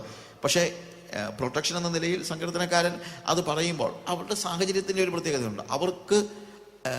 അവർക്ക് മനസ്സിലാക്കാൻ കഴിയുന്ന, അല്ലെങ്കിൽ അവർക്ക് പെട്ടെന്ന് ദൈവത്തെ ആവശ്യമായി വരുന്നത്, അതെല്ലാവർക്കും ഉണ്ട്. നമുക്കും ഉണ്ട്, സങ്കീർത്തനക്കാർക്ക് മാത്രമൊന്നുമില്ല, നമുക്ക് എല്ലാവർക്കും പ്രൊട്ടക്ഷൻ ആവശ്യമുണ്ട്. അപ്പോൾ പ്രൊട്ടക്ഷന് വേണ്ടി ദൈവസന്നിധിയിൽ മറഞ്ഞിരിക്കുന്നത് തെറ്റൊന്നുമല്ല. പക്ഷെ പ്രൊട്ടക്ഷന് വേണ്ടി ദൈവസന്നിധിയിൽ മറഞ്ഞിരിക്കുന്നത് മാത്രമല്ല നമ്മളും ദൈവം പ്രതീക്ഷിക്കുന്നത്. സംസർഗത്തിന് വേണ്ടി ദൈവത്തിന്റെ സന്നിധിയിൽ മറഞ്ഞിരിക്കുന്നതും പ്രൊട്ടക്ഷന് വേണ്ടി ദൈവത്തിന്റെ സന്നിധിയിൽ മറഞ്ഞിരിക്കുന്നതും രണ്ടാണ്. ഇത് രണ്ടും തെറ്റല്ല, അത് നിങ്ങൾ മനസ്സിലാക്കണം. പലപ്പോഴും ഒരു വലിയ പ്രോബ്ലം എന്താണെന്നറിയാം, നമ്മൾ ഒട്ടും ബാലൻസ്ഡ് അല്ലാതെ നമ്മൾ പല കാര്യങ്ങളെയും തള്ളിക്കളയുന്നുണ്ട്, പല റിയാലിറ്റീസും. ഇവിടെ സംരക്ഷണം എന്ന് പറയുന്നത് നമുക്കെനിക്കൊരു ആവശ്യമുള്ള കാര്യമാണ്. ഒരുത്തനെ കൊല്ലാൻ ഓടിക്കുമ്പോഴത്തേക്ക് ഞാൻ ദൈവസന്നിധിയിൽ കർത്താവ് എന്നെ രക്ഷിക്കണമെന്ന് പറയുന്നത് എന്താ തെറ്റ്? ഞാൻ പിന്നെ ആളുടെ അടുത്താണ് പറയുന്നത്, എനിക്ക് വിശന്ന് ഞാൻ ആകെപ്പാടെ ഇരിക്കുമ്പോൾ കർത്താവ് എനിക്ക് വല്ലതും കഴിക്കാൻ തരണമെന്ന് ഞാൻ പറഞ്ഞതിനകത്ത് തെറ്റൊന്നുമില്ല. അല്ലെങ്കിൽ എനിക്ക് രോഗമായിരിക്കും, എൻ്റെ കർത്താവെ എനിക്ക് എന്നെ സൗഖ്യമാക്കണമെന്ന് പ്രാർത്ഥിക്കുന്നതിനകത്ത് തെറ്റൊന്നുമില്ല. എനിക്ക് കടം കയറി മുടിഞ്ഞിരിക്കുകയാണെങ്കിൽ കർത്താവ് എൻ്റെ കടം മാറ്റി തന്നെ പ്രാർത്ഥിച്ചാൽ ദൈവം അടിച്ച് തല്ലിക്കൊല്ലത്തൊന്നുമില്ല, ഇതൊന്നുമില്ല. പക്ഷേ ദൈവ സംസർഗം എന്ന് പറയുന്നത് ഈ ഒരൊറ്റ പ്രാർത്ഥന കൊണ്ട് അനുഭവിക്കാൻ കഴിയുന്ന കാര്യം അല്ല. ഈ പ്രാർത്ഥനയിൽ ദൈവം നമുക്കൊരു പക്ഷേ ഒരു പ്രൊട്ടക്ഷൻ തരുമായിരിക്കാം. അതാണ് ദൈവത്തിൻ്റെ ഉദ്ദേശമെങ്കിൽ, ദൈവത്തിൻ്റെ ലക്ഷ്യമെങ്കിൽ, അതാണ് നമുക്ക് ആത്യന്തികമായി നന്മയെങ്കിൽ. ദൈവം എപ്പോഴും നോക്കുന്നതാണ്. എൻ്റെ ഇപ്പോഴത്തെ നന്മയല്ല ദൈവം നോക്കുന്നത്. ഞാൻ എപ്പോഴും നോക്കുന്നത് എൻ്റെ ഇപ്പോഴത്തെ നന്മയാണ്. പക്ഷെ ദൈവം എപ്പോഴും നോക്കുന്നത് എന്താണ്? എൻ്റെ ആത്യന്തികമായ നന്മയാണ്. എൻ്റെ ആത്യന്തികമായ നന്മയ്ക്ക് കടം അത്യാവശ്യമാണെങ്കിൽ ചിലപ്പോൾ കടം ദൈവം മാറ്റിയിരുന്നും ഇരിക്കും. എത്ര പ്രാർത്ഥിച്ചാലും മാറ്റിയിരുന്നിരിക്കും. ഞാൻ പറഞ്ഞ മനസ്സിലാക്കണം. അത് ദൈവത്തിന് സ്നേഹമില്ലാത്തതുകൊണ്ടല്ല, ദൈവത്തിന് സ്നേഹം കൂടുതലായതുകൊണ്ടാണ്. Okay, that's a different subject. ഞാൻ അതിലേക്ക് വരികയല്ല. ഇവിടെ ഞാൻ പറഞ്ഞതെന്ന് വെച്ച് കഴിഞ്ഞാൽ, ഇവിടെ മറവിടമായിരിക്കുന്നു എന്ന് പ്രയോഗം. നീ എനിക്ക് മറവിടമാകുന്നു, നീ എന്നെ കഷ്ടത്തിൽ നിന്ന് സൂക്ഷിക്കും, രക്ഷയുടെ ഉല്ലാസം കൊണ്ട് നീ എന്നെ ചുറ്റിക്കൊള്ളും. 91-ാം സങ്കീർത്തനത്തിൽ നമുക്ക് എല്ലാവർക്കും അറിയാവുന്ന വേദഭാഗമാണ്. 91-ാമത്തെ സങ്കീർത്തനത്തിന്റെ ആദ്യത്തെ വാക്യങ്ങൾ തന്നെ, He that dwelleth in the secret place of the Most High shall abide under the shadow of the Almighty. And I will say about the Lord that He is my refuge and my fortress, my God, in Him will I trust. ഞാൻ അത്യുന്നതന്റെ മറവിൽ വസിക്കുകയും സർവശക്തന്റെ നിഴലിൻ കീഴിൽ പാർക്കുകയും ചെയ്യുന്നവൻ യഹോവയെക്കുറിച്ച്, അവൻ എൻ്റെ സങ്കേതവും കോട്ടയും ഞാൻ ആശ്രയിക്കുന്ന എൻ്റെ ദൈവവുമെന്ന് പറയുന്നു. He that dwelleth in the secret places of the Most High shall abide under the shadow of the Almighty. He that dwelleth in the secret places of the Most High shall abide under the shadow of the Almighty. And I will say about the Lord that He is my refuge and my fortress. The God in Him will I trust. And I will say about the Lord that He is my refuge and my fortress. The God in Him will I trust. ഇങ്ങനത്തെ ഈ Bible versus തന്നെ വാക്യം പാട്ട് പോലെയൊക്കെ വരുന്നത് വളരെ നല്ലതാണ്. കാര്യം കുഞ്ഞുങ്ങൾക്കൊക്കെ പഠിക്കാൻ വളരെ എളുപ്പമാണ്. It's A good song. Okay, ഞാൻ പറഞ്ഞത് അത്യുന്നതന്റെ മറവിൽ വസിക്കുകയും സർവശക്തന്റെ നിഴലിൻ കീഴിൽ പാർക്കുകയും ചെയ്യുന്നവൻ യഹോവയെ കുറിച്ച് നീ എന്റെ സങ്കേതവും കോട്ടയും ഞാൻ ആശ്രയിക്കുന്ന ദൈവം എന്ന് പറയുന്നു. പിന്നീട് പറയുന്നത് എല്ലാം അവനെ വേട്ടക്കാരുടെ കണിയിൽ നിന്ന് നാശകരമായ മഹാമാരിയിൽ നിന്ന് വിടുവിക്കും. പക്ഷെ ഇവിടെ പറയുന്ന ആ ഒരു അവസ്ഥ എന്താണ്? Hiding in his presence. അവിടെ ഉപയോഗിച്ചിരിക്കുന്ന he that dwelleth in the secret places of the most high shall abide under the shadow of the Almighty. അവന്റെ ഷാഡോയിൽ, അവന്റെ അത്യുന്നതന്റെ മറവിൽ വസിക്കുകയും സർവശക്തന്റെ നിഴലിൻ കീഴിൽ പാർക്കുകയും ചെയ്യുന്നവൻ. നമുക്ക് എല്ലാവർക്കും even may be you got a book that is written by, ഇപ്പം ഞാൻ എഴുതിയ ഒരു ബുക്ക് നിങ്ങൾ പലർക്കും കിട്ടിക്കാണ്, ഇവിടുന്ന് കൊടുക്കുന്നുണ്ട്. ഇവിടെ അത്യുന്നതന്റെ ആ മറവിടം, the shadow of the Almighty, ആ ഒരു അവസ്ഥ, അതൊരു ഒരു ഒരു ഭയങ്കര അനുഭവമാണ്. ഇവിടെ നമ്മളിത് താഴോട്ട് വായിക്കുമ്പോഴത്തേക്ക് നമ്മൾ ഉദ്ദേശിക്കുന്നതിനേക്കാൾ കൂടുതൽ അവനത് എൻജോയ് ചെയ്യുന്നുണ്ട്. തൻ്റെ തൂവലുകൾ കൊണ്ട് അവനതിനെ മറയ്ക്കും, അവൻ്റെ ചിറകിൻ കീഴിൽ നീ ശരണം പ്രാപിക്കും, അവൻ്റെ വിശ്വസ്തത നിനക്ക് പരിചയം പലകയും ആകുന്നു. തൻ്റെ തൂവലുകൾ കൊണ്ട് അവൻ നിന്നെ മറയ്ക്കും. ഹി ഷൽ കവർ ദീ വിത്ത് ഹിസ് ഫെദേഴ്സ്. അപ്പം നമ്മൾ ശരിക്കും ദൈവത്തിൻ്റെ സന്നിധിയിൽ മറഞ്ഞിരിക്കുന്ന ഒരു സാഹചര്യത്തിൽ നമുക്കത് ഫീൽ ചെയ്യാൻ പറ്റും. അവൻ്റെ തൂവലുകളൊക്കെ നമുക്ക് ഫീൽ ചെയ്യാൻ പറ്റും. പലപ്പോഴും നമുക്കൊരു വലിയ പ്രശ്നം എന്ന് പറഞ്ഞു കഴിഞ്ഞാൽ നമ്മൾ ആ സ്പിരിറ്റ് തലത്തിലേക്ക് കയറുന്നില്ല എങ്കിൽ ദൈവത്തിൻ്റെ ആ സംസർഗം നമുക്ക് അനുഭവിക്കാൻ നല്ലൊരു ശതമാനം ക്രിസ്ത്യാനികളൊന്നും അനുഭവിക്കുന്നില്ല എന്നുള്ളത് തന്നെ അത്ഭുതപ്പെടുത്തുന്നു. കാരണം നല്ലൊരു ശതമാനം ക്രിസ്ത്യാനികൾക്കും നല്ലൊരു ശതമാനം വിശ്വാസികൾക്കും ഇത് എന്തോ ഒരു ഫിലോസഫി പോലെയാണ്, അല്ലെങ്കിൽ ഒരു സൈക്കോളജിക്കൽ കൈൻഡ് ഓഫ് ഒരു റിലീഫ് പോലെയാണ്. റിലീജിയൻ എന്ന് പറയുന്നത് അങ്ങനെയാണ്. മതം എന്ന് പറയുന്നത് ഒരു നമുക്കൊരു നല്ല മാനസികാവസ്ഥ തരുന്ന, നമ്മളെ സന്തോഷിപ്പിക്കുന്ന ഒരു കാര്യമായിരിക്കും. പക്ഷെ ക്രിസ്ത്യാനിറ്റി എന്ന് പറഞ്ഞാൽ അങ്ങനെയല്ല. ക്രിസ്ത്യാനിത്വം എന്ന് പറയുന്നത് ഒരു മാനസികാവസ്ഥയാണ്, ഒരു റിയാലിറ്റിയാണ്. അപ്പോൾ യേശുവുമായിട്ടുള്ള എൻ്റെ സഹവാസം, അവൻ്റെ നിഴലിൻ കീഴിൽ ഞാൻ മറഞ്ഞിരിക്കുക, അവൻ്റെ തൂവലൊക്കെ എൻ്റെ ദേഹത്തോട്, നമ്മുടെ തൂവലൊക്കെ നമ്മുടെ ദേഹത്തോട് ഒന്ന് ഒരയ്ക്കുമ്പോഴത്തേക്ക് നമുക്കുണ്ടാകുന്ന ഒരു ഇക്കിളി ഉണ്ടല്ലോ, അതൊക്കെ നമുക്ക് അനുഭവിക്കാൻ നമുക്ക് കഴിയണം. എന്ന് വെച്ച് കഴിഞ്ഞാൽ I am not saying that നമുക്ക് ഒരു ടിക്ലിഷ് ആയിട്ടുള്ള കാര്യം എന്നുള്ള അർത്ഥത്തിലല്ല ഞാൻ ഉദ്ദേശിക്കുന്നത്. പക്ഷേ അത് എത്ര യാഥാർത്ഥ്യമാണോ അതുപോലെ ദൈവത്തിൻ്റെ സാമീപ്യം നമുക്ക് യാഥാർത്ഥ്യമാകണം. അത് അനുഭവിച്ചത് കൊണ്ടാണ്. അല്ലെ ഈ സിംബൽസ് ഒക്കെ, I am so wondering how the symbols that is shown in the Bible, വേദപുസ്തകത്തിൽ ഉപയോഗിക്കുന്ന ആ സിംബൽസ് ഒക്കെ ഒരാൾക്ക് എഴുതാൻ കഴിയണമെങ്കിൽ ഇതൊരു സിംബലാണല്ലോ അല്ലേ? ഇതൊരു സിംബലാണല്ലോ. ഈ സിംബൽ ഒരു പ്രസംഗ ഒരു സങ്കീർത്തനക്കാരൻ എഴുതാൻ പറ്റണമെങ്കിൽ അവൻ എത്ര ഒരു വലിയ യാഥാർത്ഥ്യമായിരുന്നു എന്ന് നമ്മൾ മനസ്സിലാക്കണം. ഇതുപോലെ നമുക്ക് എന്തുകൊണ്ട് എഴുതാൻ പറ്റുന്നില്ല, അല്ലെങ്കിൽ പറയാൻ കഴിയുന്നില്ല, എന്തുകൊണ്ട് അനുഭവിക്കാൻ കഴിയുന്നില്ല? കാരണം നമ്മൾ ഇതിനെ വളരെ ഒരു മാനസികാവസ്ഥ പോലെയാണ് കണക്കാക്കുന്നത്, അല്ലാതെ ഒരു യാഥാർത്ഥ്യമായിട്ടല്ല. ക്രിസ്ത്യാനിത്വത്തിൻ്റെ ഏറ്റവും വലിയ പ്രത്യേകത ഈവൻ അതിനകത്തെ ഒരു യൗകികമായ കാര്യമായിട്ടോ അല്ലെങ്കിൽ മറ്റുള്ള ഒരു കാര്യമായിട്ട് കൈൻഡ് ഓഫ് നമ്മൾ പറയുന്ന ഈ കാര്യങ്ങൾ, ദാറ്റ്സ് എ റിയാലിറ്റി. നമ്മൾക്ക് അനുഭവവേദ്യമാണ്, നമുക്ക് അനുഭവിക്കാൻ കഴിയുന്നതാണ്. അനുഭവിക്കാൻ കഴിയാത്തൊരു കാര്യമല്ല, അത് നമ്മൾ അനുഭവിക്കണം. അതൊരു റിയാലിറ്റിയാണ്, ഒരു യാഥാർത്ഥ്യമാണ്, ഒരു ആത്മയാഥാർത്ഥ്യമാണ്. അത് മായയല്ല. വേദപുസ്തകത്തിൽ പറയുന്ന കാര്യങ്ങളൊന്നും ഒരു മായയല്ല, നമ്മുടെ ഒരു തോന്നലല്ല. It is not just a feeling, it is a reality. ഇത് വേദപുസ്തകത്തിൽ നമുക്ക് ദൈവം തന്നിരിക്കുന്നതായ ഈ വാഗ്ദത്തങ്ങൾ, ഈ അനുഭവങ്ങൾ നമ്മുടെ മനസ്സിൽ നമുക്ക് ഒരു സൈക്കോളജിക്കലായിട്ടുള്ള ഒരു തോന്നലല്ല, പ്രത്യുത എന്താണ്? അതൊരു യാഥാർത്ഥ്യമാണ്. It's A reality. ഈ സിംബലൊക്കെ എഴുതാൻ പറ്റണമെങ്കിൽ തീർച്ചയായും അവൻ ദൈവത്തെ നന്നായിട്ട് മനസ്സിലാക്കി അറിഞ്ഞ ഒരാളാണ്. അത്യുന്നതന്റെ മറവിൽ വസിക്കുകയും അവൻ്റെ ചിറകിൻ കീഴിൽ സർവശക്തി നിഴലിൻ കീഴിൽ പാർക്കുകയും ചെയ്യുന്നവൻ അവൻ എൻ്റെ സങ്കേതവും കോട്ടയും ഞാൻ ആശ്രയിക്കും ദൈവവും. അവൻ എന്നെ വേട്ടക്കാരൻ്റെ കണിയിൽ നിന്നും നാശകരമായ മഹാമാരിയിൽ പിടിക്കും. തൻ്റെ തൂവലുകൾ കൊണ്ട് ആ മറഞ്ഞിരിക്കുന്ന കോഴികളെ കീഴിലെ കുഞ്ഞ് കയറി മറഞ്ഞിരിക്കുന്നത് പോലെയൊക്കെയുള്ള ആ ഒരു സ്റ്റേജ്. അതായത് നമ്മൾ ടിക്ലിഷായിട്ട് നമ്മുടെ ദേഹമൊക്കെ ഇത് ചെയ്യുമെന്ന് ഞാൻ അങ്ങനെ പറഞ്ഞെങ്കിലും അത് നമ്മുടെ ശരീരത്തിലല്ല നമ്മളത് അറിയുന്നത്. നമ്മൾ എവിടെയാണ് അറിയുന്നത്? നമ്മുടെ ആത്മാവിൽ. അത് നമ്മുടെ ആത്മാവ് ദൈവത്തിൻ്റെ ആത്മാവുമായിട്ട് നല്ല ഒരു കമ്മ്യൂണിക്കേഷൻ ആയിരിക്കണം, അല്ലെങ്കിൽ പറ്റത്തില്ല. എലൈവ് ആയിരിക്കണം, അല്ലേ? നമ്മൾ സ്പിരിറ്റ് ഫിൽഡ് ആയിരിക്കണം. സ്പിരിറ്റിൽ നമ്മൾ എലൈവ് ആയിരിക്കണം. നമ്മുടെ ആത്മാവ് ജീവിക്കുന്നതായിരിക്കണം. അതതിൻ്റെ പ്രീറിക്വിസിറ്റ് ആണ്. അതിനെക്കുറിച്ച് ഞാൻ പറയാം. ഈ സെഷനിൽ ഞാനിവിടെ നിർത്തുമ്പോൾ ഞാൻ പറയാൻ ഉദ്ദേശിക്കുന്ന കാര്യം ഇതാണ്. പ്രിയമുള്ളവരെ, ഒരു ക്രിസ്ത്യാനിയുടെ രഹസ്യ ജീവിതം എന്ന് പറയുമ്പോഴത്തേക്ക് അവൻ്റെ പ്രൈവറ്റ് ലൈഫ് എന്ന് മാത്രമല്ല, ആത്മാവിൽ അവന് ദൈവവുമായിട്ടുള്ള സംസർഗത്തിലൂടെ അവന് ദൈവം ഒരുക്കി കൊടുക്കുന്നതായ ഒരു വലിയ ദൈവാനുഭവമാണ്. അതിൻ്റെ പ്രതിഫലനം നമ്മൾ പുറത്ത് കാണുന്നുണ്ട്. കാണണം, കാണാതിരിക്കരുത്. പലപ്പോഴും ഈ വ്യാജ ആത്മീയതയുടെ പ്രശ്നമാണെന്ന് അറിയാമോ? ഇതെല്ലാം നമുക്ക് ഒരു സൈക്കഡലിക് എന്നൊക്കെ നമ്മൾ പറയുമല്ലോ. ഇങ്ങനെ വന്നിട്ട് വലിയ കണ്ണൊക്കെ വിഴിച്ച് ഒരു കൈയൊക്കെ ഇങ്ങനെ നീട്ടി എന്തെങ്കിലുമൊക്കെ കാണിച്ചിട്ട് പെട്ടെന്ന് താഴോട്ട് വീണ് കിടന്ന് പിടച്ചേച്ച് പോകുന്നതല്ല. അതൊക്കെ ജാതീയമായ ആളുകളുടെ മതത്തിലുള്ള കാര്യങ്ങളാണ്.